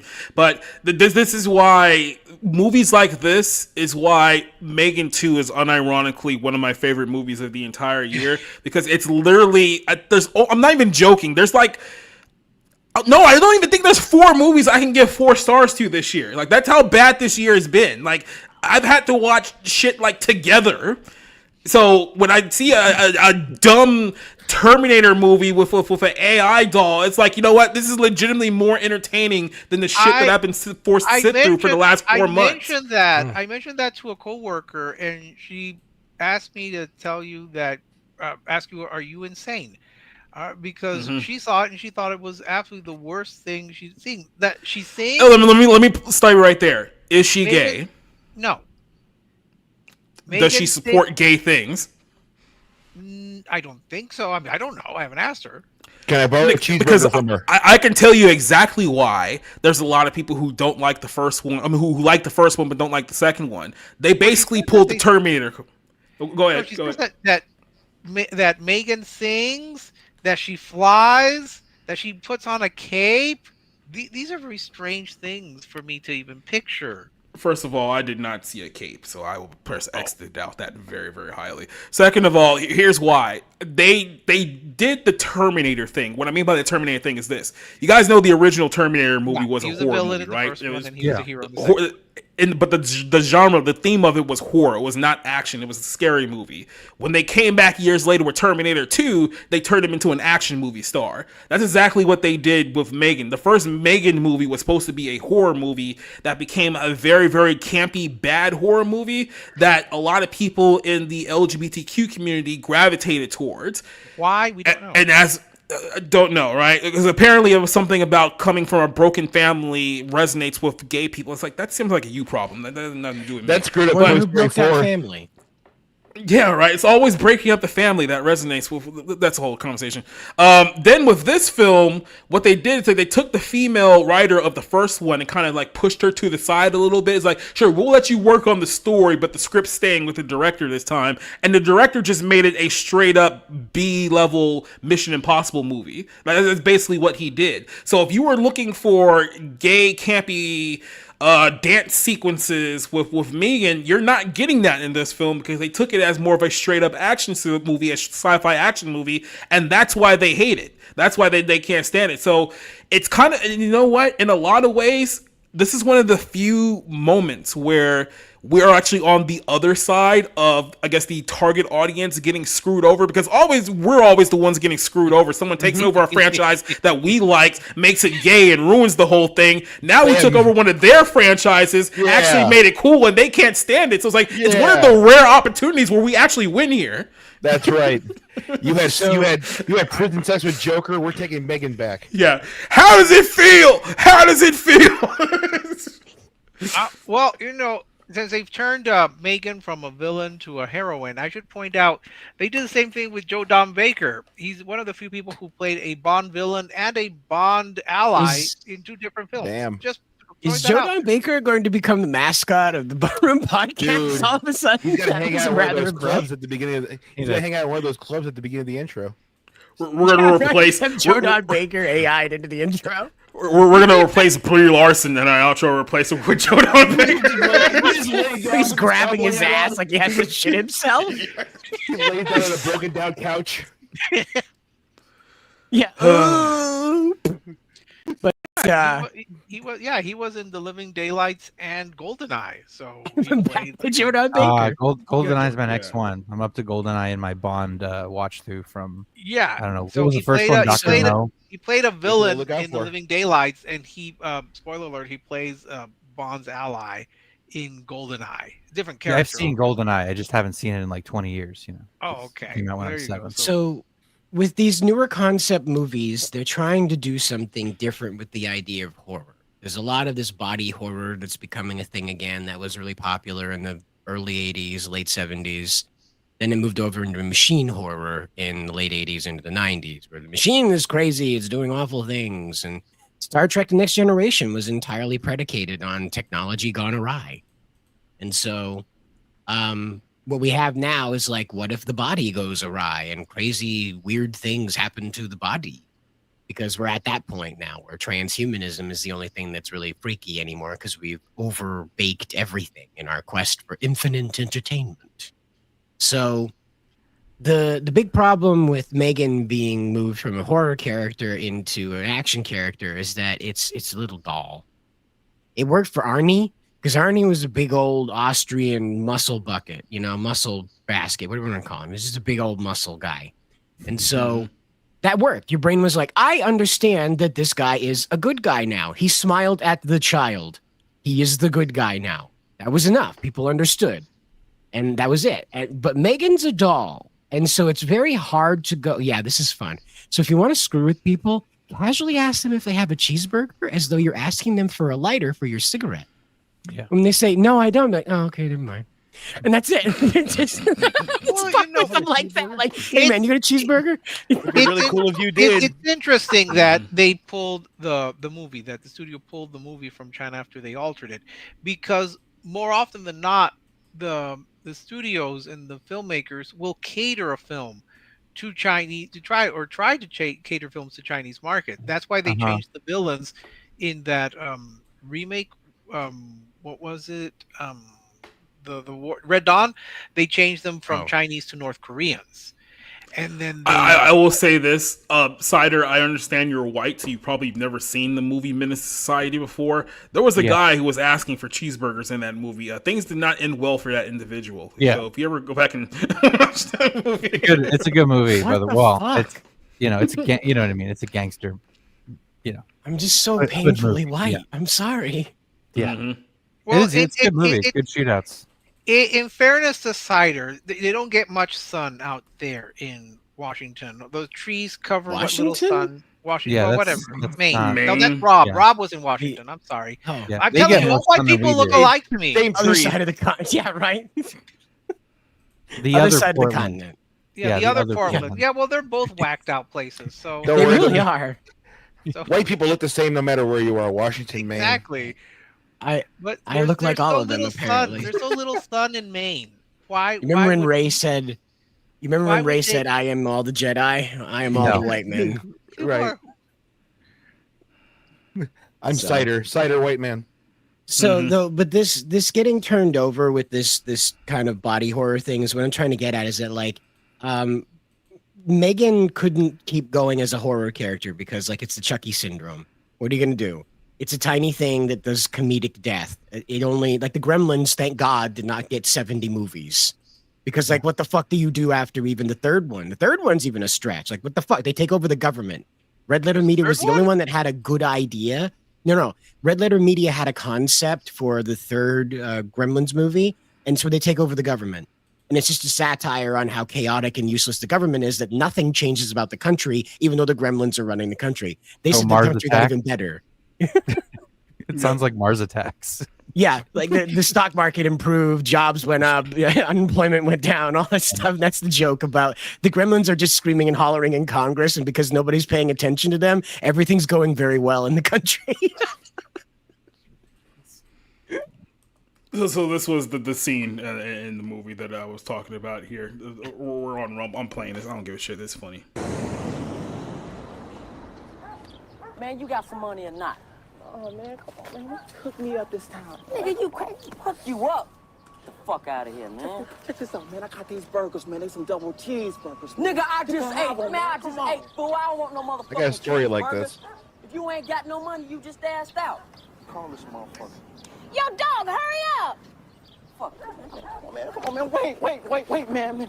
Man, I suck your dick. Come on, man. Just hook me up. What the fuck you just say, nigga? Man, I said I suck your dick. Come on, man. Just get Fuck. Damn. Suck on that, you bitch ass trick. Oh, dog, what the fuck you doing? Yo, dog, hurry up! Any of y'all want a hamburger? I don't want a hamburger. These are the, What? These are the moves I do fuck? don't. Was that? Suck your dick. That's what we like to call Los Angeles in the 1990s. Sorry. Yeah, about right. That'll be a great tourist attraction with the Olympics. What next year? Yeah, right. Right. Was this intended to be a comedic moment? No. No, we just wanted to show you we really like. Yes and no. Like, That's what normally happens. when this That's what happens here on these streets. in squeaks. Squeaks. I live on the streets, bitch. It's real here on these streets, boy. What the fuck? I don't know what the hell I just watched. Like that was like one of those Wayans brothers skits. Okay, Oh, it's because Chicken right, cheeseburgers. it's because you're white. Quick, play the scene in Falling Down where Michael Douglas walks in and shoots up McDonald's. Okay, I get it now. All right, I understand. We're gonna have to do a few movie nights where we just play like black crime movies for cider. Like, Yeah, well, like Boys in the Hood, You Menace watch Society, my horror. South Central. horror on your face. Just Go, every episode's like, like, no, you should people put live in like like this. Philip in Deep Harlem. cover. Mm-hmm. Horror on Deep his face. cover. Deep cover. It's a good movie. Deep by cover the has way. the Deep cover. criterion, just for the record. Yeah, I have it, by the way. Yeah.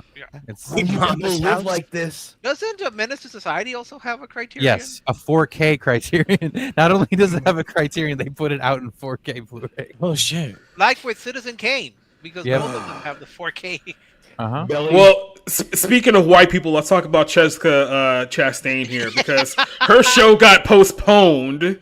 Now, there's two prevailing theories about why her show got postponed. One is because we played the whole trailer for you guys a few weeks back. It's another one of these shows where it's like, guys, the real problem in society is white men. Christian white men are the problem, right? So she's like a biracial Power Ranger who has biracial kids, and she sits there on her little computer. She's married. She's in a biracial marriage. She's Right, she's All not right. biracial, she's white. Yeah, I Yeah, like how she's white. married to Nnamdi Asomugha, who's a former NFL cornerback who became an actor for some reason. He has the most random fucking name to show up in anything modern. So just wanted to throw that. Yeah, right. Say his name 3 times fast. Right. But but the whole show is that she's going deep undercover to on the internet to expose the white supremacists out there in the world because they're the real problems out here, right? This whole complete and total fan fiction. Sandra This Bullock movie, the second that this trailer came out, this movie got memed to death. Like literally everyone was mocking this film mercifully, right? television So series. yeah, like you guys have seen the photos of her face where she's staring at the computer, like this. Like it was like this scene here where she's staring at her photo and whatnot. It's bad. So the one of two things happened: either this they literally bullied this film into submission, or there was going to be a character in this film that was going to match Charlie Kirk or represent Charlie Kirk in some way. And then when Charlie Kirk got murdered a couple of weeks ago, they was like, not a good look to release this right now. So let's pause it so maybe we can fix some of those scenes so they don't look as completely obvious as the trailer made it look, right? So the question here is that what truly happened to this movie? If I can go back here for just a second. Oh, wait, this on the other side. Let me see if I can get it here on this side. Yep, this one.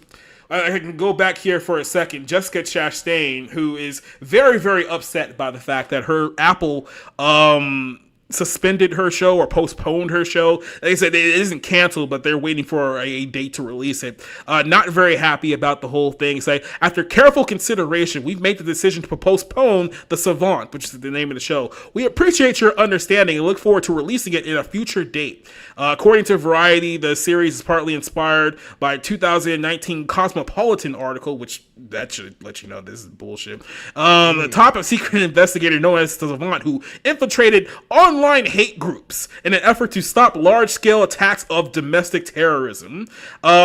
Chastain rebuked the decision on a social media post saying that, I want to say how much I value my partnership with Apple. They've been incredible collaborators and I respect the team deeply. That said, I want to reach out and let you know that if you're not aligned with the decision to pause the release of the Savant show, by the way, this is a mini-series, it's not like a movie or anything like that. In the last 5 years since we've been making this scene, we've seen an unfortunate amount of violence in the United States of America. The kidnapping attempt of Gretchen Weimer in Michigan, January 6th on the Capitol, the assassination of President Trump, and the political assassinations of Democrat representative in Minnesota, who everyone talks about Minnesota now, they still don't know her name, even she didn't, and the attack on Nancy Pelosi's husband. Again, who was the dude in his underwear in Pelosi's house? An illegal alien, apparently. Apparently.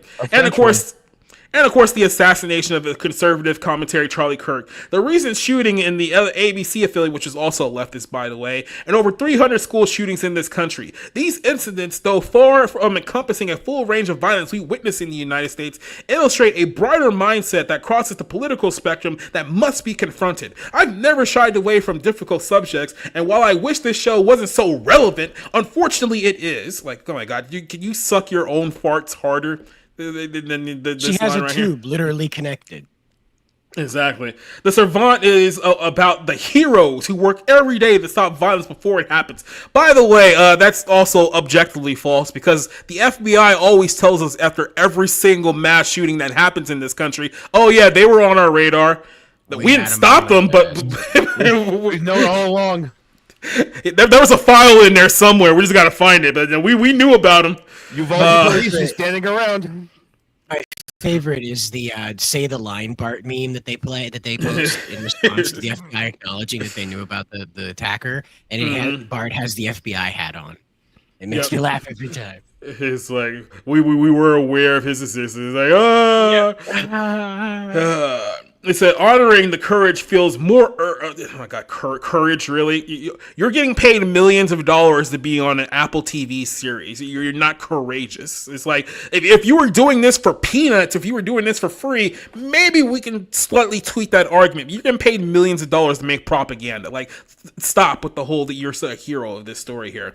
I remain hopeful that the show will reach audiences soon. Until then, I'm wishing safety and strength for everyone. I will let you know if the Savant is when the Savant is released. So they still haven't made an official announcement of when this is coming out, but they just said it's postponed for now. So like I said, I don't know what the actual reason for this was. Like I said, either they got bullied into submission or basically they were going to have somebody on the show portrayed as a Charlie Kirk character and had to pull it after he got killed. So we'll figure out the truth here later on. But I guess, Eddie, we'll start with you. What do you think about Apple delaying this show and our girl Jessica Chastain, who is the literal embodiment of daddy issues, being not so happy about it? I feel so sorry for it because it seems like an interesting show. I honestly think you should release all of these things. I don't mind it. They should release this and the other one. I'm glad the Battle movie came out. Like, you have to realize that, like, I enjoy seeing how they think the script should be written. Because they're like, how did this happen? Well, we all know how this happened. We're in an environment today that's, changing, that's killing people off and, violence on schools and everything. We've always been in this environment. It's always been relevant. It's always been, niche in that way. So I want these things to be released. I want to see how stupid this show is. I'm guarantee it's going to be the most idiotic show you'll ever hear, and everyone's going to treat it like it's a genius piece of work. And you're just going to have to look at them in the face and go, "No, it isn't. No one's going to watch this show that actually believes in cognitive thought." And Jimmy Kimmel sucks, and everyone fucking didn't watch it. So no one's going to watch this either. Oh yeah, that happened. That's what I'm saying. All these people are like, oh, we're gonna. No, everyone's gonna watch the first episode of this, and it's gonna drop off. It's gonna be me watching this show, laughing horribly at the weird, like, I guarantee, like, weird True Detective kind of pacing that they're gonna go with this. So fuck it. It's another property they fucking ruined. True Detective. I know we didn't talk about it on here, but season 4 of True Detective. Listen, season 3 wasn't great or whatever. After whatever happened with season 2, which actually I was a fan of, unlike most people. It just wasn't season 1. But season 4, they gave the show over to, they gave it over to a woman, but not just a woman, but like someone that was very pretty much a leftist, and just was like. Isn't that what kills every television show? All of a sudden, the showrunner became a woman. It's like Walking Dead, Entourage. What was the other? The and Witcher. I agree with Eddie. I agree. I don't think censorship is right, but it's Apple's show. They're going to make the call if they don't think ultimately it's something that people want, or maybe just the timing is not right because of just what's happened in the news recently. But really, I would agree. This. But again, this is more in my mind like Peacemaker, where it's like it's so obvious what you're doing. So, and we've heard this for a decade. We've heard this about people that value the Second Amendment, people that are constitutionalists, people that they're on some kind of radar with the FBI, where like they should be, they're dangerous people who know what their rights are dangerous people. And it's like, I'm sorry, do you really want that to be the official narrative, that you have people on a watch list that know what their rights are, believe in the Second Amendment, regardless if they own guns or not? And you know what I mean? So like, there's this weird counter narrative, like, oh, it's white people are the danger. It's like, literally, at the FBI's own crime statistics do not bear that out. I'm sorry. You know what I mean? We make up 65% of the population, and guess what? We're not responsible for 50% of the violent crime. So just want to point that out. So reality bears this out. Anybody that wants to look at the data, anybody that wants to look at the facts knows what it is. And the idea that it's that we're still in 1988, and it's that weird like white supremacist cult out in like Western Idaho, near the Washington border. Yeah, they made a movie about it called, I think, The Order with Jude Law. You know what I mean? Like, yeah, those things existed and whatever. But the idea that is some pervasive issue in America, when, I don't know, we have all these other concerns. And anyway, we just got through talking about immigration and like dealing with that. Nazis! It's Nazis! The Nazis are everywhere! It's ridiculous kind of like, where do you get this shit from? It's called an echo chamber, when no one ever challenges your worldview. And here's the thing, too. Like, I mentioned the Seth Green interview earlier. Part of me always just assumed that they're just evil and they know exactly what they're doing. And then, all of this stuff is pre-planned. But listening to him be like, oh, yeah, I never really thought about it like that. It was like, oh, my God, you actually think that you're the good guy here. It's like, you're not evil. You're just literally stupid. It was kind of like an eye-opening moment. It's like, oh no, you really think that you're the hero of this story. It's like, I didn't realize it was that bad. It's like, I could have just accepted the fact that you were evil and you were doing this on purpose, but you actually believe the nonsense that are coming out of your mouth. That's a whole other can of worms. So believe it or not, the SS, they didn't think they were the bad guys. They didn't think it was a bad idea to round up people and make it so they can't go places. Yeah. I didn't think that was a problem. That was just a thing that had to happen. So, everybody was like, yeah, no, sure. And another gas thing. chambers? It's not going to be a problem. And another thing, that these people who all they do is scream Nazi, Nazi, Nazi, never take. How did we get to a point where World War II happened? How did we get to a point where Nazi Germany happened? Well, after a long period of time, when you, I don't know, what's the best way of saying, dehumanize a certain group of people to the point where you can literally rally a large group of people to be like, hey, let's just get rid of these people because they're the bad people. You actually can turn genocide very, very easily by doing things like that. And that's kind of what happened. Here's the problem, is that the thing is the reason why Hitler got so powerful is because people were Berlin was the center of depravity in the early 1930s. You could get a child prostitute right in the middle of the Weimar Republic, no problem. That was a perfectly legal thing to do. There were all the stuff we see today with the instruction manuals for children on how to have anal sex, all the books about being trans, all the attempts to trans kids, all that started back in Berlin. The first trans surgery happened back in Berlin. And the problem is that Jews were attached to that, not because they were Jews. Hitler made that connection. He was like, aha, the Torah clearly commands these people to go around and create corruptive influence. And he convinced the Germans of that, not just saying there's evil people doing evil people things. Yeah. Because you can't get very far politically with that, because eventually you catch up with those evil people and the evil is dealt with. But when you say there's this worldwide institution that nobody can name, but we can kind of name, well, then everybody feels like they really got to get involved to deal with this. And that's a lot easier to convince a lot of people to get involved with versus these people over here are doing a very niche thing that everybody hates, and we're going to put an end to it. It gets ended. You can't build a world-dominating political party around that. So you got to tell them this entire religion is the problem so that you have millions of targets across the world that you have to deal with. Ta-da! Yep. And by the way, if you notice, the left is very subtly, but you probably won't be so subtle as time goes on here, has amplified that to where it's not just the white nationalists that are the problem. No. It's the Christians that are the problem. Now, particularly the white Christians. And now they're starting to add that whole aspect to it too. So it's almost as if they're doing the exact same thing that the Nazis were doing, where they were saying, oh no, it's the Judaism that's the problem. Is now they're going, oh no, it's the Christians that are the problem. So like I said, lines are being drawn here, and Hollywood is well, they'll find out the hard way. They're not on the right side of this one, even though. Because they fucked up. I don't know if you guys talk to guys that are under 25, but they don't have the kind of restrictions that you and I and the guys sitting here do. And we consider ourselves probably a bit roughnecks in the area of conversation.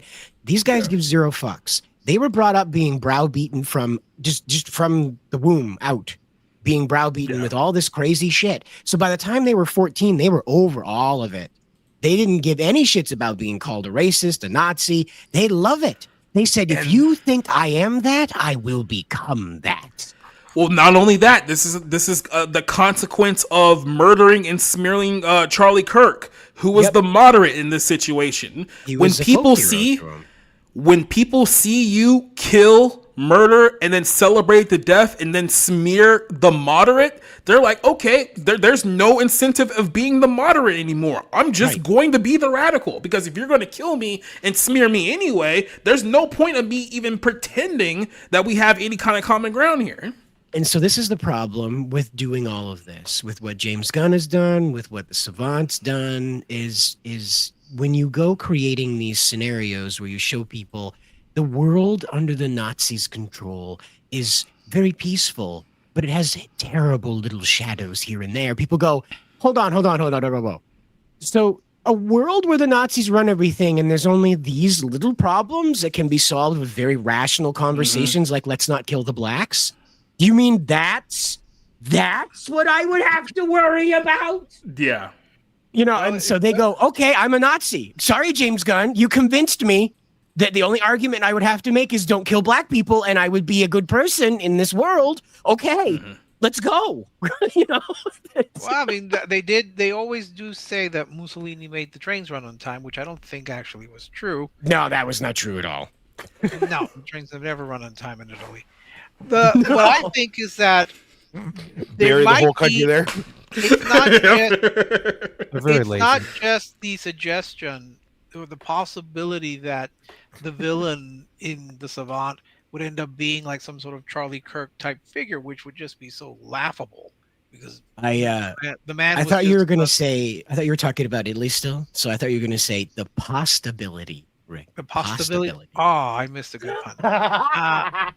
That's a dad. I would say that there might be a legal reason for this if they couldn't tinker with it.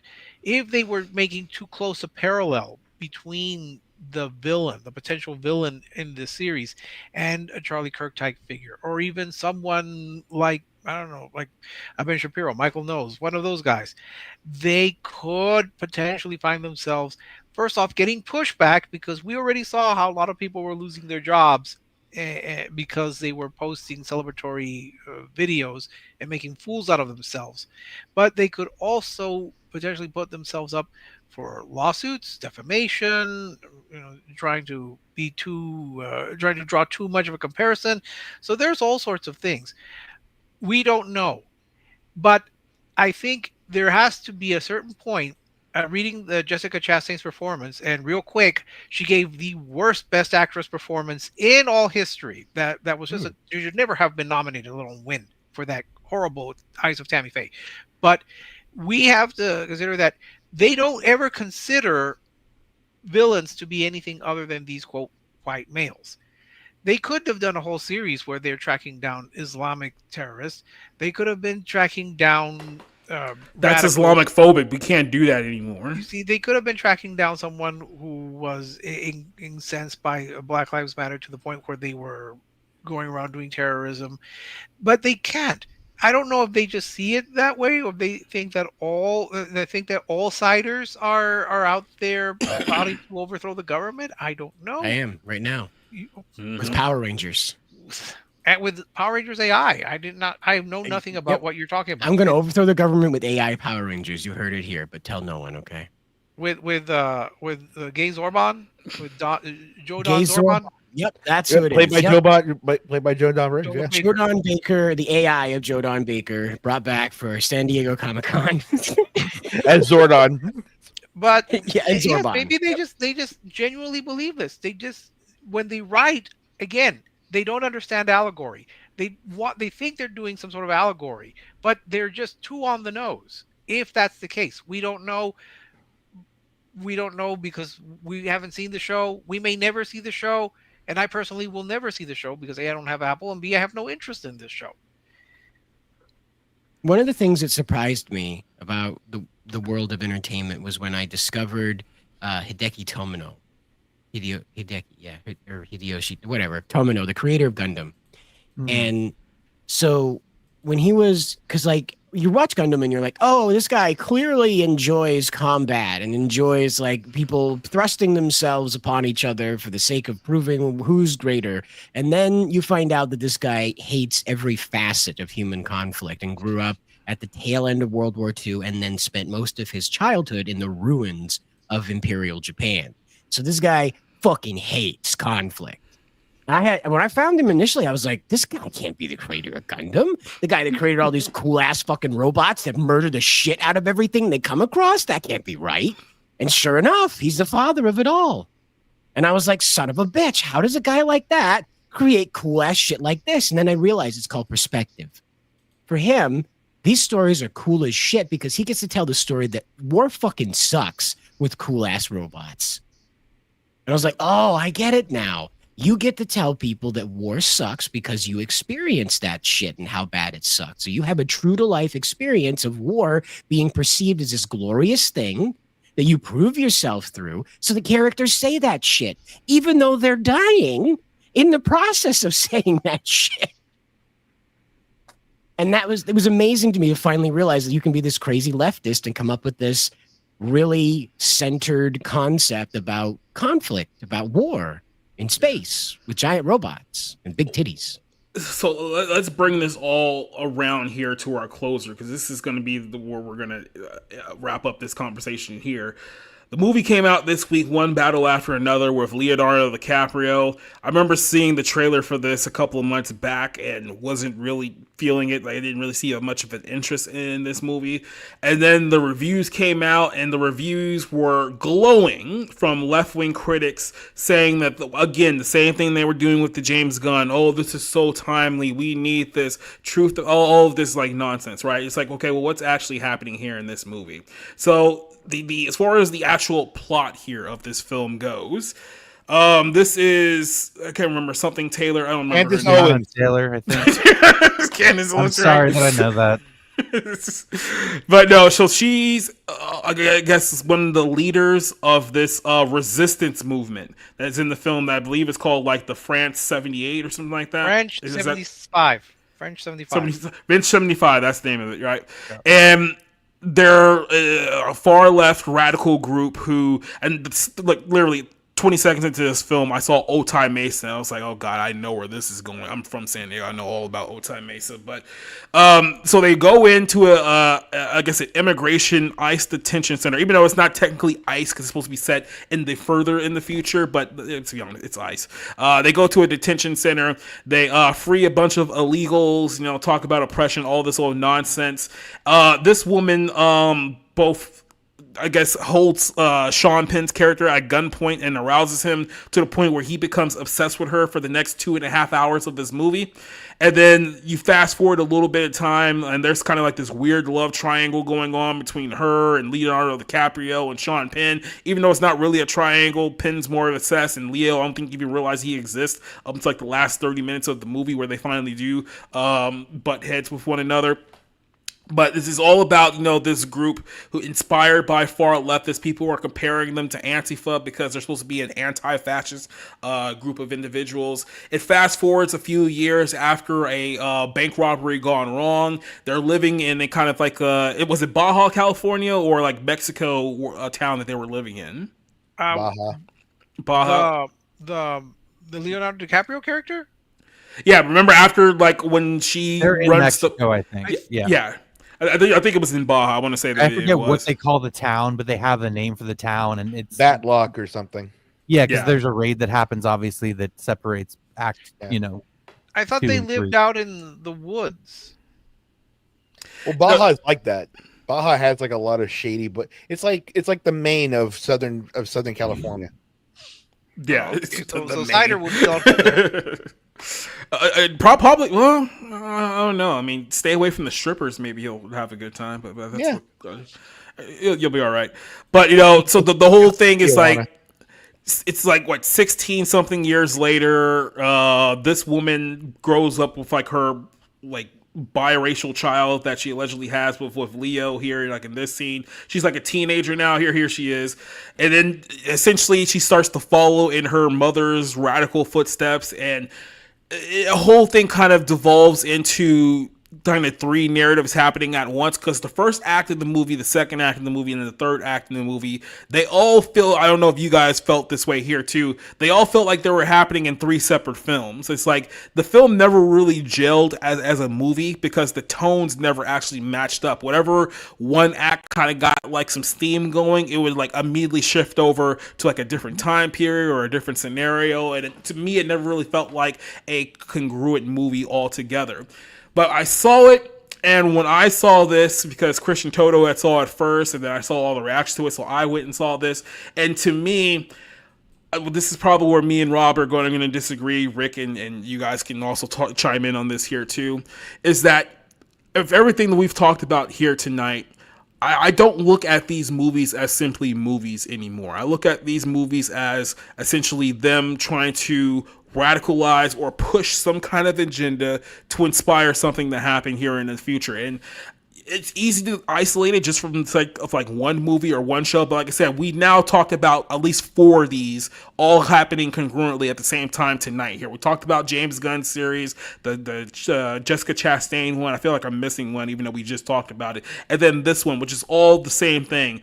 ICE is bad, white nationalism is bad, white Christianity is bad. It's the same thing over and over and over again. And then here's the problem, is that they've been doing this for a while. It's not really a surprise, but like I said, over the events of the last couple of weeks, this is now escalated now. This movie got released on the same week. I don't want to say the same day, but at least the same week, where a deranged leftist went to a ICE facility in Dallas, shot and killed a bunch of people. He thought he was shooting ICE agents. Turns out he was actually shooting immigrants who were in the detention center. So the only people he killed in the anti-ICE attack were the immigrants who were there from ICE. So way to go, guy. I hope you're enjoying hell. but essentially, this is what what's happening here, and we're ramping up this whole narrative here of ICE is bad, immigration policy is bad, Trump's bad, and we talked about this with Bad Bunny. That's likely what they're going to push here now. They're ramping up this rhetoric, and the problem is now people are responding to it with violence. It's not just the deranged leftists have this worldview that's completely opposite of reality. Now they're acting on it, and so many people were galvanizing over this because essentially they saw this as a mirror of the world that they've created amongst themselves with Trump, and this film allows them to live out that fantasy of rising up against ICE and rising up against the Trump administration. That's why so many people love this film. This is why you're seeing it with like 90% on Rotten Tomatoes. It's not because the movie is one of the greatest things you've ever seen. It's because it has all the themes that are basically catnip to the left. And the problem is that now we're escalating that catnip to violence. So it's like, I can't sit here and pretend like after everything we've seen over the last couple of weeks that this is just a harmless movie where we're just seeing the continued ramping up position of the left's, let's just say, very, very violent, very, very psychotic worldview that's being portrayed here as entertainment. Now, Rob, I'll let you go here because I know you have an opposite view of this one. You've been a big fan. I think, was it Thomas Anderson is the one who directed this, and of course Leonardo DiCaprio is in there. And I'll say this: when Leo is in a movie, you're not going to get bad acting. So I'm not going to pretend like that the acting is bad, at least not from him. Some of the other people was kind of like, not too great. But so I'm not going to sit here and pretend like it's bad from that aspect. I know exactly what they're doing here with a film like this. And to me, I've given films like this less of a leeway than I would have given them years prior, when I was just saying, okay, this is just delusional worldview. It's like, now there's actually something more sinister going on here. What was kind of your reflection on watching this movie and kind of the hype leading up to it? Yeah, I said it earlier tonight, I looked at it more like Eddington, where it was really satirical. I mean, you have these leftist activists spouting 1960s black separatist rhetoric. It was laughable. It was funny because it was so ridiculously out of touch with the every and that's the thing. Looking at the reaction of this, looking at all like the leftist idiots who are like, this, it's a reflection of the world we live in and the country we live. It's like, no, it's not. If you watched that movie and you thought that it was a reflection of reality, I feel really fucking sorry for you. Because it's like the government in that movie is a legitimate fascist government that murders activists, that tracks people down, has them assassinated. Like that's what a fascist government looks like. And so the reaction just blew my mind, where it's like, these people are not seen in good light. They bomb facilities. They kill people themselves. They're terrorists. They're domestic terrorists. Now the landscape that Paul Thomas Anderson sets the movie up in perhaps excuses those actions, but at the same time, you have Leonardo DiCaprio, who's an idiot, who's like a complete doofus. He's not much of a father. He tries to be there. He tries to be loving. He wants to make sure his daughter's okay with what happens to her. She gets kidnapped. The weird, like, his girl leaves him to fuck Sean Penn and then is carrying Sean Penn's child, who's like the one of the military leaders of this fascist government. It's like, okay, so you're not a classy lady. Obviously you're more into like firing automatic weapons and running these ops with your team and like putting yourself and your baby in danger, by the way. I mean, you know what I mean? Nobody here is like shown in a necessarily good light, and the tone of it all is sort of comedic, is absurdist. It's not anything that I was taking seriously. You don't get heavy-handed rhetoric. You don't get a lot of the shit, a lot of the calling cards that we've seen in that type of movie, in that ideologically driven movie, where there's no sense of humor. There's no sort of like breaks to sort of laugh at a character for being a dumbass. There's a lot of that in here. And that's why I didn't feel like it was necessarily drugged down by any ideology. Sean Penn is basically associated with this group who are like white supremacists who are basically using him. And Sean Penn is basically given like an ultimatum. He has to wipe out any connection between him and his, potential biracial offspring because they're white supremacists, that the racial purity that's important to them, whatever. But again, all of it is played for like, are these people fucking for real? All like, and notice there's no moderate sense of view or point of view in this movie. You ever notice that? It's all either like leftist extremist terrorists or people that work for and in service of this fascist government. Where are all the people at? Where are all the like the normies at? You know what I mean? And so I didn't read the book that this is based on, Vineland, but I enjoyed a lot of it, but I also recognize there are issues with it. But it comes down to this: it was a well-made movie for the most part, from start to finish. Paul Thomas Anderson, if you don't like his writing, if you don't like his stylization, fine. This is probably his weakest movie that he's put out, and I think the biggest influence for him was probably his wife and his daughter. He's married to Maya Rudolph, who, if any of you know, Saturday Night Live or even Idiocracy, she's I'm pretty sure she's the female lead in that. So I think that's probably the biggest influence on Anderson. And honestly, I think he looks at these leftists that even if he ultimately sympathizes with them, he's like a bourgeois middle class guy making a movie about how this leftist group would deal with the fascist government. But I don't necessarily think a depiction is an endorsement, especially because they act like complete fucking assholes. They act with abandon, and it's just, it never lands in a way for me that's like, oh, this is propaganda. This is supporting their actions. The only real hero in the entire movie is probably the girl, simply because she's being chased down for like execution. So like, you know what I mean? Like that's just as a sort of like natural empathy that you have for, it's like, okay, she's following in her mother's footsteps, but what example does she have to sort of pivot away from that? You know what I mean? So, and at the end of the movie, I think that, Leonardo DiCaprio playing her father, it's like the only hope that we have is to look to our kids. Hopefully they don't become insane fascists or radicals or whatever. But I did at least feel that at the end. So I don't think it's a perfect movie. I don't think it's I mean, there's not much to talk about this year, but I don't think it's one of the better movies of the year. But I definitely think it's worth seeing. I definitely think it's entertaining.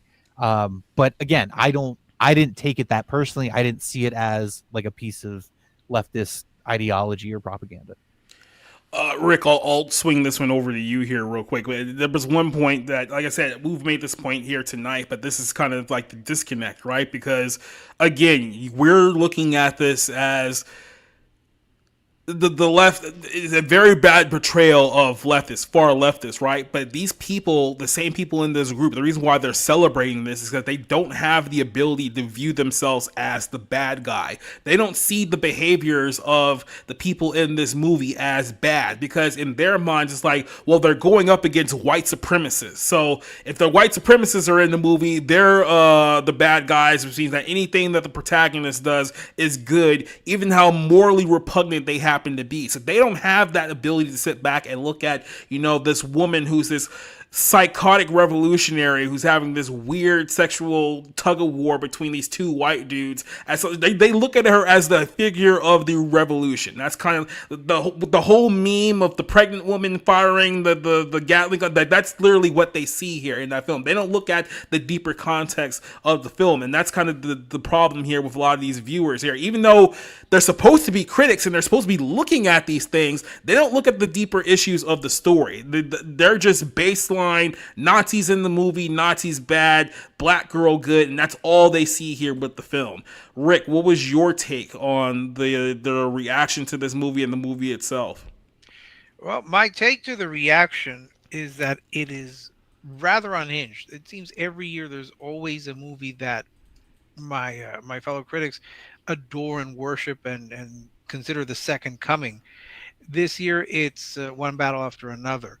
People who give it a 10 out of 10, like, this is a film for our generation or this generation is a film for all time. That's why I jokingly call it This Generation Citizen Kane, because the way they talk about it, you would think that no film had existed before. We had this from like The Social Network. We had this with the last year in Nora. We had this with The Shape of Water. I mean, we've had so many. La La Land too. People just go over the top, as like the characters in the movie. They go so over the top. I don't. No, this is not a brilliant movie. This is probably a movie that people won't remember 5 years from now. I'm just astonished that people could say this is a film of the generation. I can actually see both your points.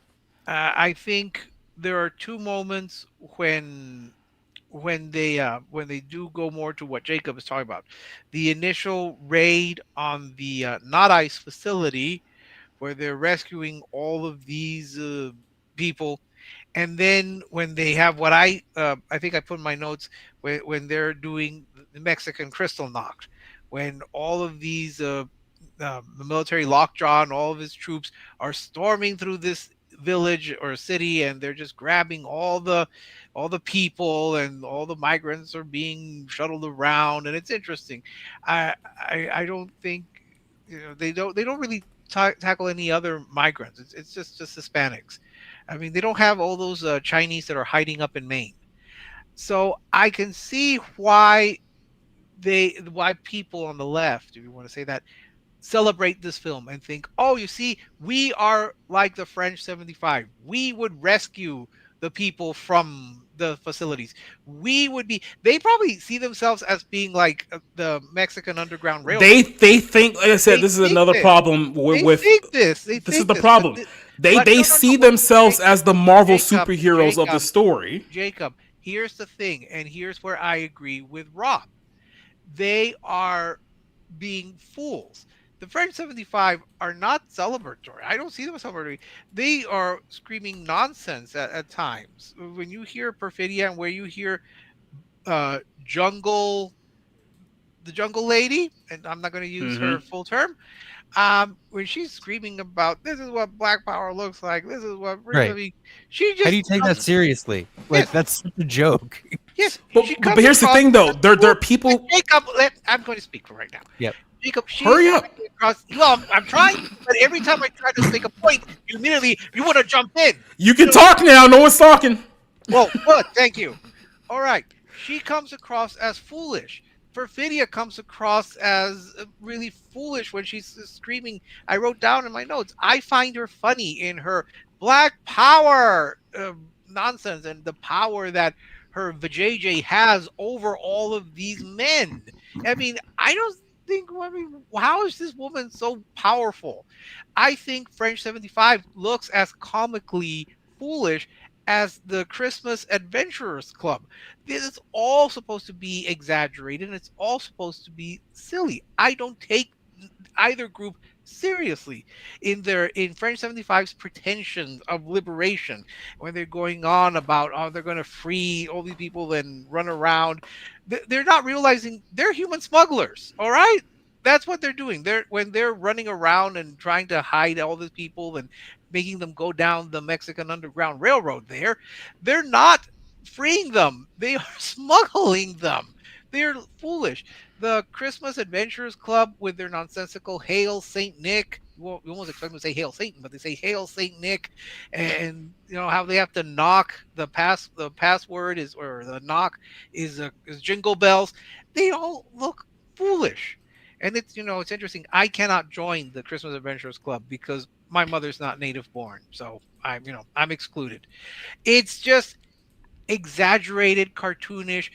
This movie's not perfect. I didn't believe that Lockjaw would have survived and just been walking around after that.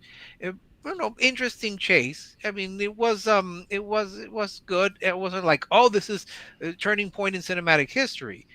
This is a pretty good film, not a great film. It's not the film of the generation. It's not this generation Citizen Kane. And I wish all my fellow critics would taper down their almost unhinged reactions to it. Mm-hmm. But I would say that this is a film that I thought was a little too long I do think that they could have cut some of it out. I like seeing El Paso in certain parts. It's like, oh, I recognize that part. Oh, I walk down that street.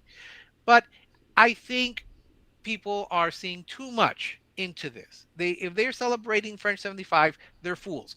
These people are not heroic. They are morons. The Christmas Adventurers Club, they're also morons, and they're more comical in their very staccato manner and their Christmas fix. I don't know why they're fixated on Christmas. The whole concept is silly, and it's curious. It was a not so subtle nod to Christians. Well, all right, if we want to put it that way, but I thought it was silly because Christianity, uh, the Christ is Jewish. I mean, people keep forgetting that. I don't know why. So they don't. I don't know why they freak out. It's interesting though, kind of like my last point. It's interesting that Tony Goldwyn, who plays like one of the leaders there, he is part Jewish himself, because his grandfather Sam Goldwyn was very much Jewish. So like, I find that oddly amusing, but no, I don't see the great symbolism. I think the people who see the great symbolism and how they're the revolutionaries and how we're supposed to cheer on French 75, I think they're morons. And I think it's all supposed to be exaggerated, but this is not the brilliant film. Actually, I think F1 is better. I would just say I F1 is doubt better. any of you have seen Southland Tales. That is a more fucking whacked Show out or the version movie? of what this movie is to me. This movie, to me, is taking the extreme political ideologies that exist out there on their most fringe and their most extreme, and projecting it into an id.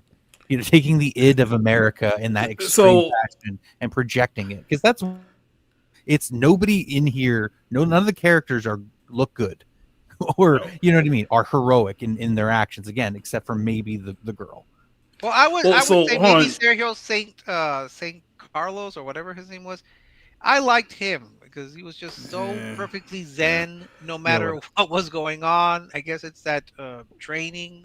But one second, I want to flip this here to Eddie, because this was the point I was trying to make earlier. Is that the whole speech with like whatever the black lady's name, Taylor, whatever her name is, it's T something. I don't care to look it up. Candace, right?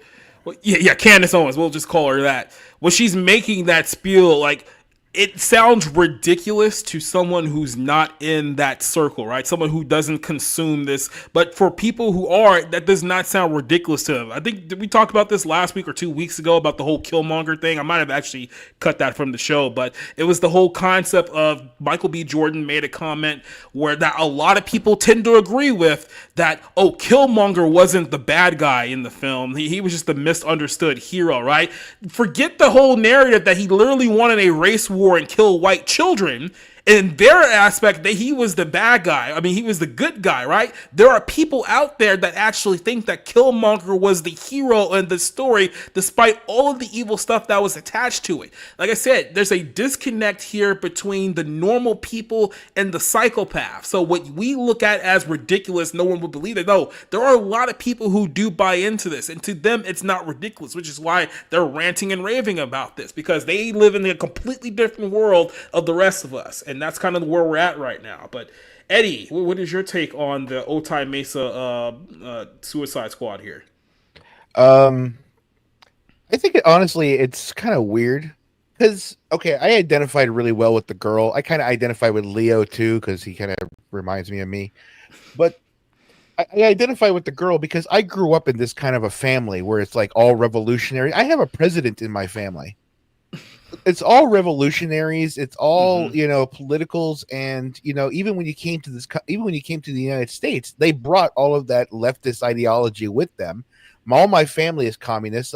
I have to have debates every Christmas and Thanksgiving with 5 of my uncles, and I'm always defending imperialism for some reason.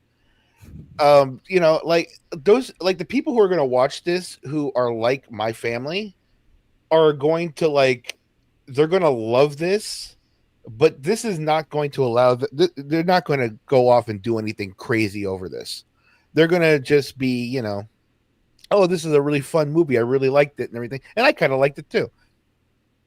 We're dealing with people on the outside though, like with critics or whatever that have no concept of what goes on in the real world.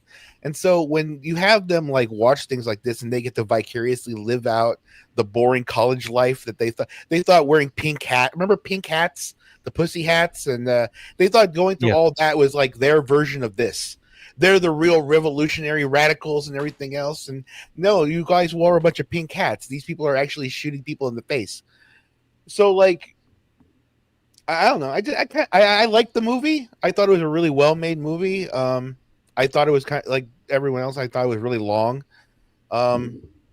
It's Paul Thomas Anderson trying really hard to do The Big Lebowski meets Doctor Strangelove.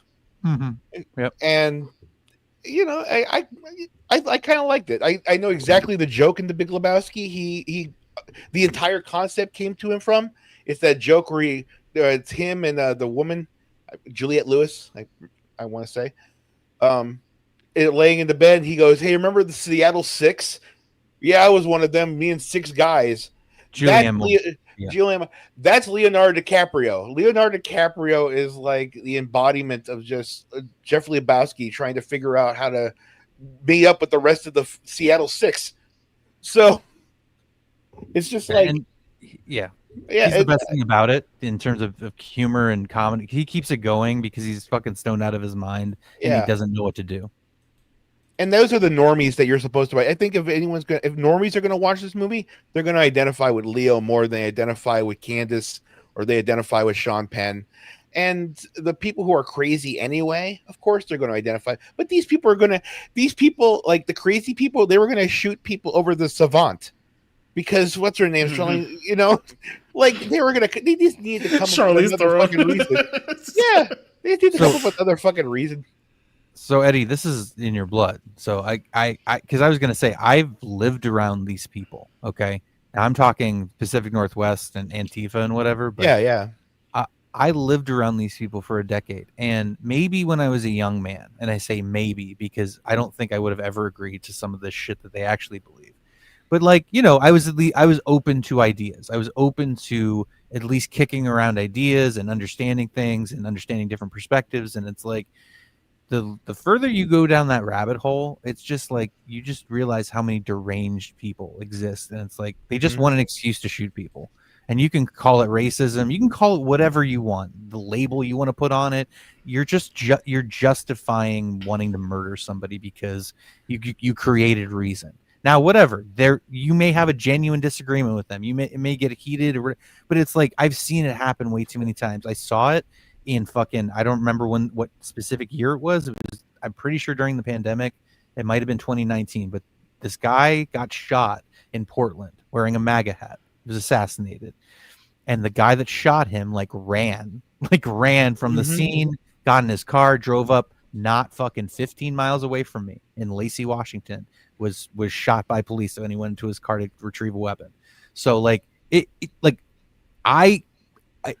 people creep me out. They scare the shit out of me. They during COVID they went to the mayor's house in Olympia and threatened her until the police had to show up and like basically like escort her away.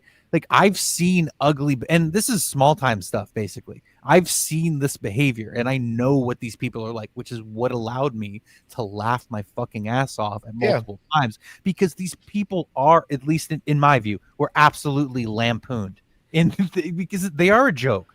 It's like to run around in black skivvies and pants and hoodies and masks and pretend like you're fucking 13 years old, graffitiing the Justice Department building, thinking you're a badass. It's like it's a more pathetic version, or on the same level of pathetic version as like being a gang member.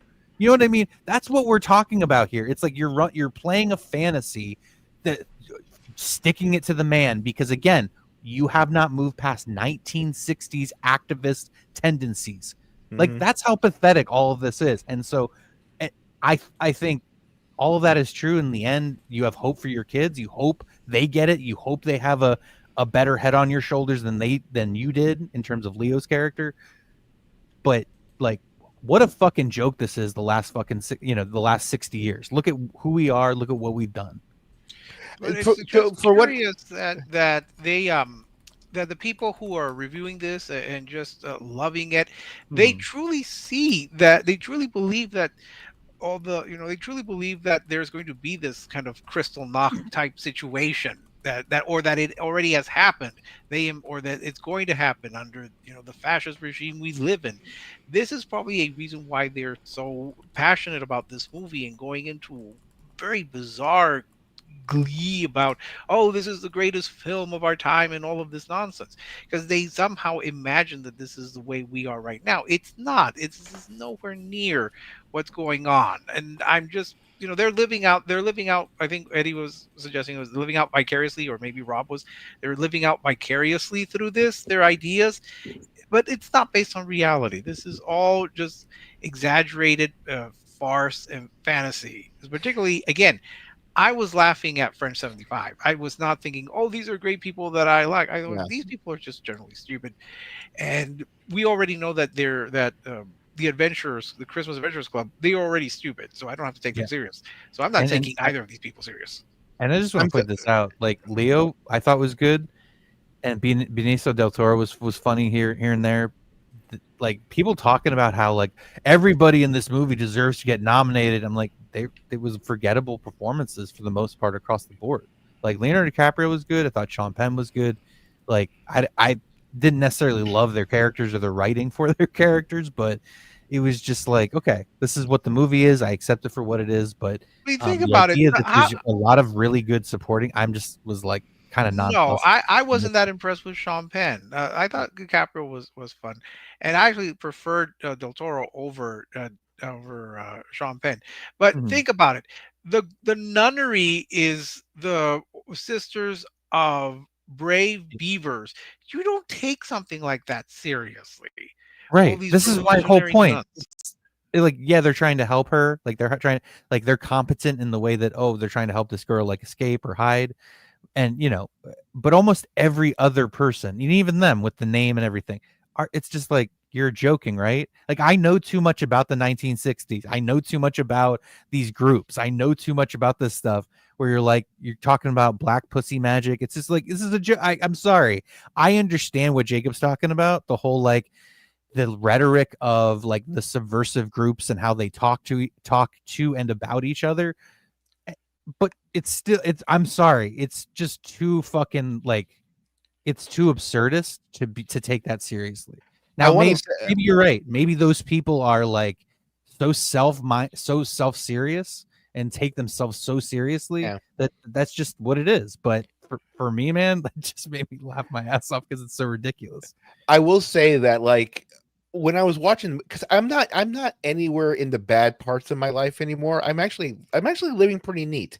Like I watched The Whale when I was much heavier, right? If I had watched The Whale when I was like 600, 700 pounds, right?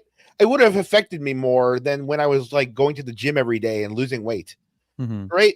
Like if I watched this movie, if I were still 14, 15 years old and I still held these ideas and the whole, we gotta fucking, because I was one of those kids. You gotta fucking burn everything down, fight the revolution, and all this shit. If I had kept the trajectory, it's a weird thing to watch a movie that shows you a parallel life of your life.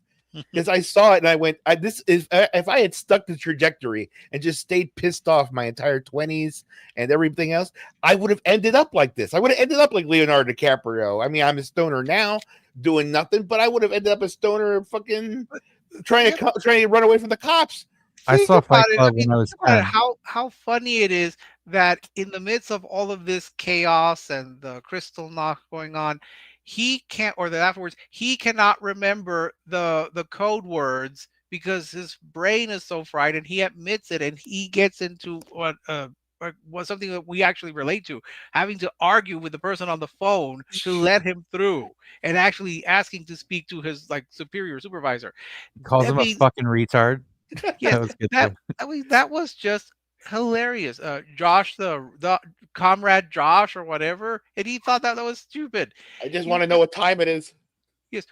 What? I mean, you can't take that serious. And I found that funny. Like, he's completely addled. He wants to be a good dad. I mean, the whole point is he's trying to rescue his daughter, but he cannot remember. He cannot remember because he's just so out of it. And I mean, Right. you can't take that serious. A lot of this you can't take serious. It's unfortunate. I think that a lot of my fellow reviewers do take it serious because of the Crystal Knock type situation, because of the opening scene where they're doing the revolution thing. So they take it serious. But they don't understand that it's a joke. Okay, That's my can thing. and it's probably not going to get put up on screen, but because I didn't get to talk about it in my review, but that fucking Zoe Bryant, whatever girl, talking about in her review, that's the kind of embarrassing shit I'm talking about. Where it's like you sat through this movie, right? All 3 hours. What in what you saw even matches what she wrote? I mean, that like her head must be shoved so far up her fucking pussy that like she can't even fucking like there's just nothing going between the brain cells, you know what I mean, to be able to formulate a thought, because it's just like, what would make you write something that embarrassing and that like you were completely disconnected from what was shown on screen? You should not be a critic. You shouldn't be sharing your opinion, period. Well, I think it's because they picture themselves again as the revolution, and they see this as an ICE anti-Trump film.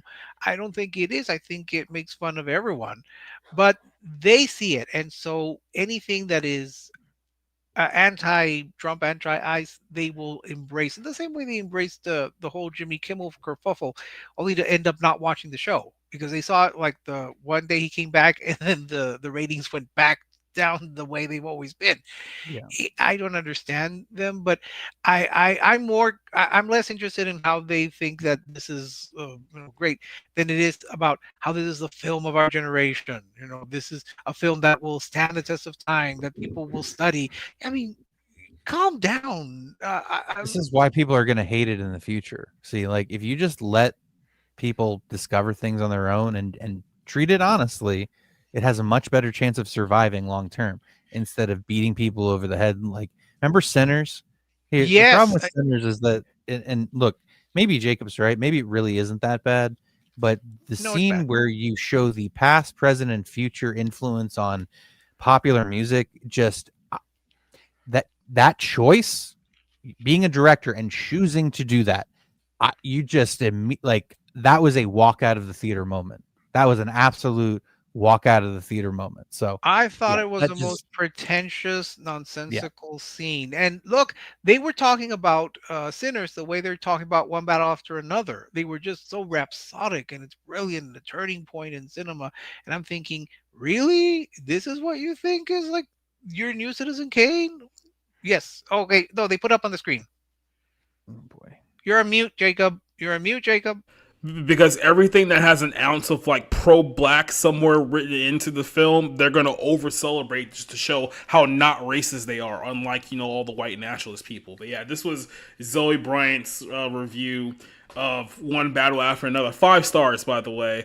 The 3-hour-long panic attack starring Leonardo DiCaprio as the Big Lebowski and Sean Penn as Satan, and a dystopian drama where the world is ruined isn't one of fiction. It's one that we already live in. Yeah, here we are through hell. So hope never left. It's Hereditary, passed from generation to generation. I hated that movie. The baggage that they saddled us with, and the lone silver lining that they leave behind, but one strong enough to beat back all the other BS. It says, never forget that there's a silver lining on each one of us that lives in each one of us, because the fight never ends, it only evolves, and now we're on the front lines. Viva la revolution! Look for the Union label. Again, douche chills. Okay. I'm embarrassed for her. It's so embarrassing, man. This is, yes, I mean, think about it. This is how she doesn't, she's not reviewing the movie. She's talking about what she sees in it. This is the world we live in. I'd like to know where the Crystal Knocked is going on around the U.S. I'd like to know where all of this, the fight never ends. They are projecting, they are imagining themselves as being part of the French 75, only to not understand the French 75 are a collection of fools. Also, like, here's the thing. These people are systematically tracked down and murdered.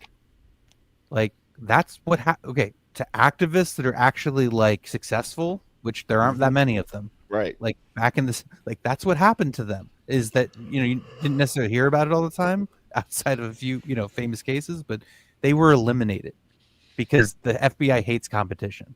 That's what happens in real life. See, in real life, if you actually get to anywhere notable, they eliminate you. Actually eliminate you. Well, if you think Now, about we it, haven't dealt with that in 60 fucking years. So again, it's just like that's why this whole thing is so fucking funny to me. You have to bring back up this reality from 60 fucking years ago, and there's no future of leftist politics or progressivism. It's non-existent. It's in the college camp. It's in these institutions that exist in certain facets of society. But it's just like, that's like, you guys haven't moved on to anything. And here's the thing: Paul Thomas Anderson might have some sympathy, being a lefty or whatever, but he's basically calling you idiots through the whole movie. Like, you all get killed off. You all were relatively unsuccessful. Well, there's that Gringo Coyote who gets captured, and he reveals the information.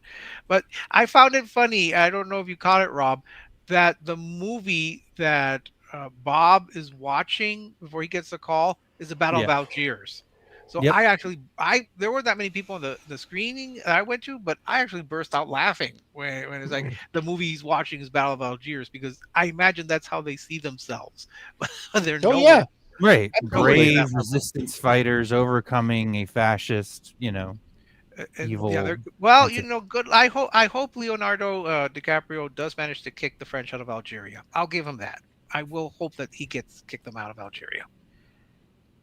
That review before it gave me douche chills just said "Viva la revolution." It's le. They're French. It's le, not la. No. They're all Hispanics. Viva la revolution. That's what they keep shouting. I just want to see how many of these reviews. They're called the French 25. And this has terrible too. Yeah, this has 96% on Rotten Tomatoes. I just want to see how many people say that this is a window of our world right now. Here's this guy. Anderson taps into the nerve at the heart of our nation, revealing the dark truths and hypocrisies that often pit us against ourselves. It's a story about power and the need to control and the moments that we need to display our empathy. It's like, okay. That's like I said. Isn't Alan French? So, There's another one. The showcase of inevitably of a generation handing over to the next. All the battles not completed. See, we're still going through this today. It might be the best film of Hollywood ahead of next year's midterm elections. There's nothing can touch. Nothing can touch it as a movie of the historical movement. Do you guys know where the title comes from? Mm-hmm.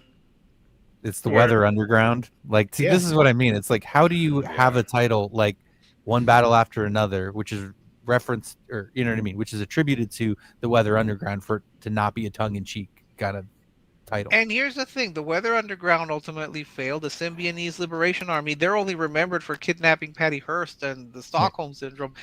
They're not successful movements. Right. They don't achieve. Look at what happened to Che Guevara. Well, they're still wearing his Didn't T-shirt. end well for him. Yeah, and here's the thing: Che Guevara actually killed. He openly killed gay people, and here are the people who are celebrating him. And going, they're just like the people who sell the queers for Palestine. They're not understanding that they would get tossed off the building. My family knew Che. I believe it. I'm not even joking. I totally believe that. But I have pictures with my family. I have pictures of my family with Castro and everything. Look, I'm not even joking when I say this. This is going to be the downfall of the LGBTQ movement, because you guys are so hyper fixated on Christians being your mortal enemy. You guys will link up in bed with literally anyone who you think will go against the Christians, and then that's going to be the first person who kills you. That's going to be the downfall of your entire movie. You're going to jump in bed with someone who you think is your ally, who's going to turn a knife to your throat. Gays for Palestine, yeah, those are the people who I'm talking about here. So metaphorically jump in bed, I should point out. Woman, you knew I was a snake before I got into your bed. But yeah, we've gone long enough here on this show. Some of us need to go to sleep. So, well, an Insider had to leave because apparently his cat got sick or he fell asleep. One of those two. It's not very Poor important. kitty. But let's go ahead and give you guys an outro here so we can get on with our lives. Rick, where can we find you if we want to find you? If anyone wants to find you. Well, you can find me there. You can see my Twitter X handle. Now I'm still writing Rick's Texan reviews, and coming up, I'm going to review the One Battle After Another. Excuse me, and I also am still working on my Best Actress retrospective. So I watched Fargo and Children of a Lesser God. So I saw 3 movies on Sunday. I almost felt like Rob, but I'm way underneath his count. And I'm also still suffering through every episode of With Love Megan. So I'm only in episode 2, and No one obviously told I you haven't to do suffered that. enough. Well, I lost a poll, so I have to do that. It's gonna be tough to get through all of this, but someone has to. So yeah, just more reviews of movies, past and present, and With Love Megan, because obviously I'm a glutton for punishment. And that's it. God bless everyone. Thank you, and may Signet be with you. Eddie, what you got coming up? I don't have anything coming up. Let's see. I went to the thrift store yesterday or the other day, and I found a copy of the NES classic Bucky O'Hare. You ever remember Bucky O'Hare? Oh, the arcade version? Yeah, but the NES one, unbelievable game. Mm-hmm. So, like, I'm about to buy it. It's connected with a whole bunch of other stack of games and everything, and I'm going to go buy it. And this woman, I call her a woman because I don't want to, misgender or ape. Dude. This woman comes in and she's riding one of those wheelchairs, those Rascal. scooters. Yeah, she literally caves into my knees as I'm about to order. Goes, give me those games over there. And the dude, because she's a woman allegedly, picks up the games and just hands it to her. I swear to God, every single ugly 60-year-old woman I meet at Goodwill, I'm going to punch in the face if they get in front of me again. Preemptively. So, yes. You got to hit him with that Hadouken. Yep. I'm going to give her wham, sonic boom right into the jaw, bitch. Anyway, so yeah, that was my week. He's like, you steal my game, I give you CTE. There Will Be Blood is going to be There Will Be Blood, ironically, I found out is going to be showing in a couple of minutes, so I'm going to try to catch that. Yeah, go Paul Thomas Anderson. Yeah. Rob. Yeah, so for some reason, old people in the movie industry and critics call Paul Thomas Anderson P.T. Anderson. I don't know if that was like how he marketed himself in the early 90s before, anyone. There's too many Paul Andersons in Hollywood. Yeah, Paul W.S. Anderson, too, who did Event Horizon. Anyway, guys, it's about to be October, and I'm going to be watching horror movies all month. So I try to do that every October. Maybe if there's like a new movie that I haven't seen yet, I'll watch that. But pretty much all horror movies, I try to stick to that for October. So just follow me over on my Twitter. I'll be posting what I'm watching. And then we've got The Smashing Machine with Dwayne "The Rock" Johnson, which I've heard good things about. Seen that on Friday. And, we'll just try to catch the new releases as they come out. I have done a really bad job at watching movies. I think I watched like 50 this month, which is really low. So try to get back to it next month and into November and the rest of the year. I'll see you guys next week. All right, then.